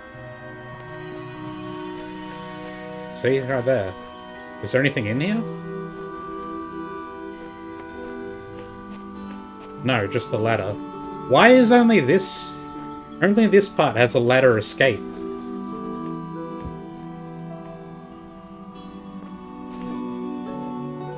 Weird. I never figured out what to do with the leprechaun hat either. Oh well. I guess it's not really a leprechaun hat, it's just a green top hat.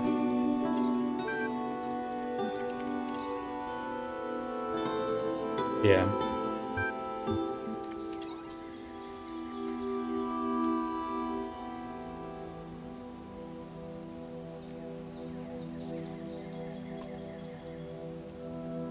Do you want to know more about the hat? Is it just an Easter egg? I figure, like, if it's just an Easter egg, then go ahead and tell me, sure. Because I might just spend... Just tell me, like... I assume there's something I can do with it, like put it on something. Unless it's something that's related to... later on. It's an Easter egg, there's more parts scattered. In this zone or across the other zones as well?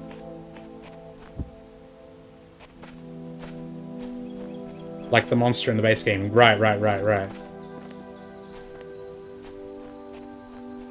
Are the other parts in this zone, or do you have to gather them from the other areas as well?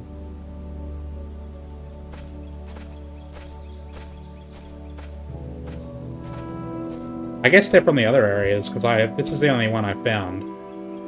And then I guess when you bring them all together, they form a secret. You can try getting the hat out of this zone.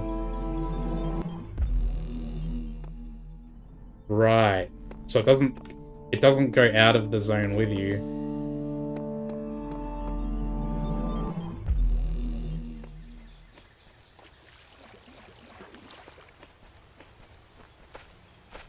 Fair enough, I could have tested that. So the other parts are scattered around this zone somewhere. That's pretty crazy, because I've looked really hard and I haven't found anything except the hat.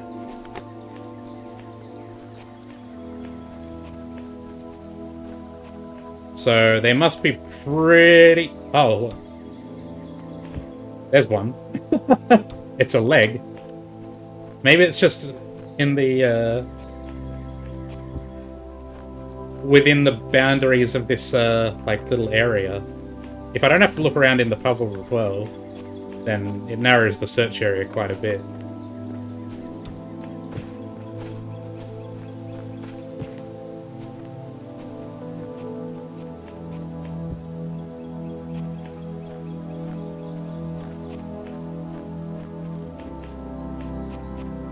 As long as I don't need to do any tricky shit with blocks and stuff, and jumping into secret areas.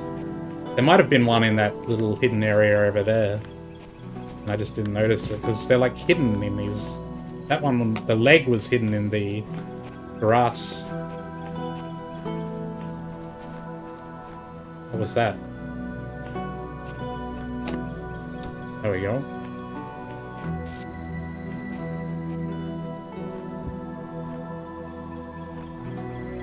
These things are really hidden. There's no wonder I didn't find the others. They're like just hidden in the grass. There's a piece.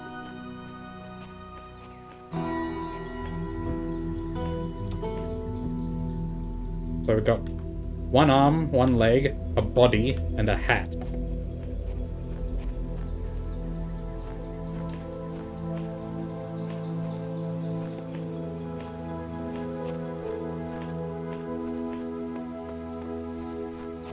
I don't think I ever actually completed the monster statue in the base game. Once I was done with the Talos Principle on my first playthrough, the place to combine them is behind the portal facing the stairs. Ah.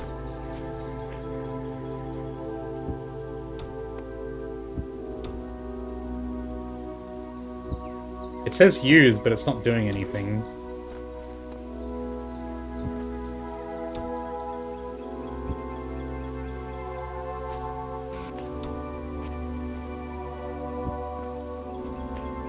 Hey, yeah, anyway, once I was done with my first playthrough of the base game, I looked up I just looked up a video of all the Easter eggs in the game, because I wasn't gonna go back and search really hard. The order matters? Probably, so I might need to start with the other leg.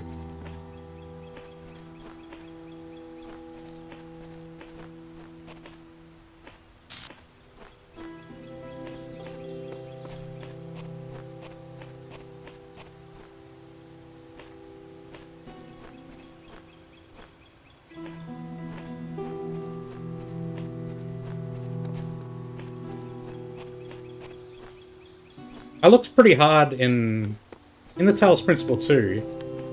I searched every area pretty thoroughly. The areas are a lot bigger than the... Hang on, got one. The areas are a lot bigger than the ones in the Talos Principle 1, but I searched them pretty thoroughly, and there are not nearly as many Easter eggs in 2, unless they're just really hidden in those huge areas. Ah, there's a piece. Like, I found a couple, but not as many as compared to compared to 1.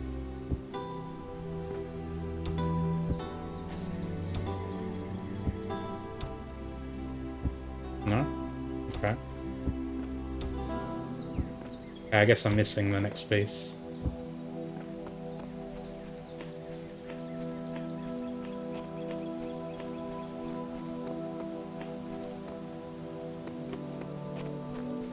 Like, 1 has so many Easter eggs. Like, there's that whole Pink Floyd cave.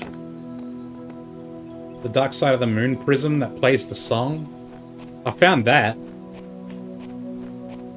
The only Easter eggs I can remember in 2 is a piece. This looks like the groin, so that might be good. There's a bunch of out of bounds in 2. That makes sense.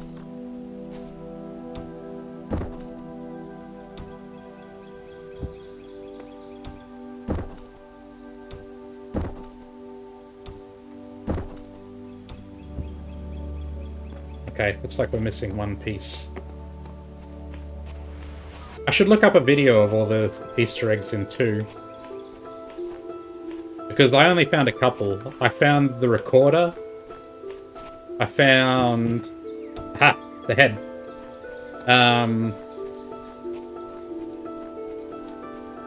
What else did I find? I found... the doll... What's it called? Volvi, the rat. But I think you have to find that guy because he's part of a... he's one of the, you need to find him for one of the stars. There it is. That wasn't so hard.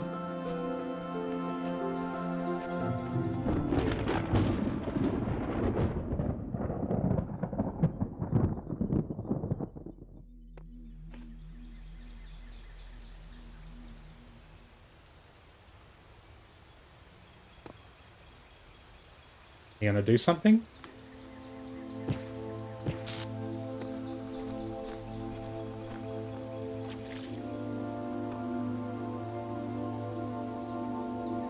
What does that mean? You can skip Volvi with the item. Yeah. I think it will go back to the main area. Okay.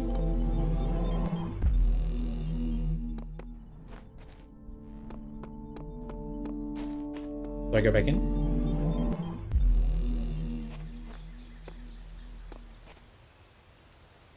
Out of the middle? Okay.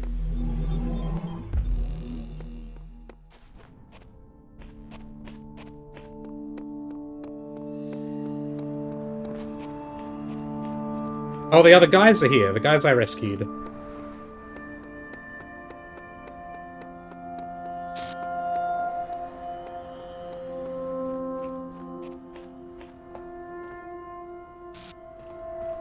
You guys are just gonna chill here?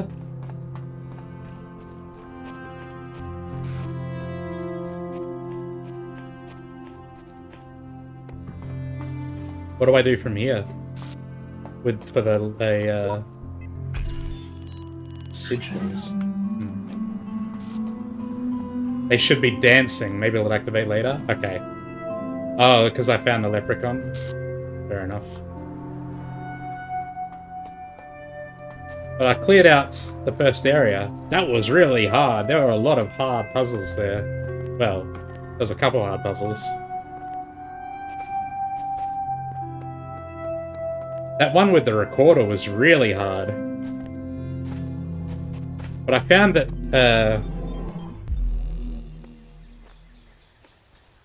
that one over there. Getting the star in this one was really hard, but then I found that on the other side of the wall there's a little thing that you can jump on, and so you can sneak in items from the other puzzle. I didn't figure that out until after I'd gotten the star. But being able to sneak, if you could sneak in the connectors from the field puzzle into, and the block into this one, that makes it so much easier. Don't have to mess with the recording nearly as much. Anyway.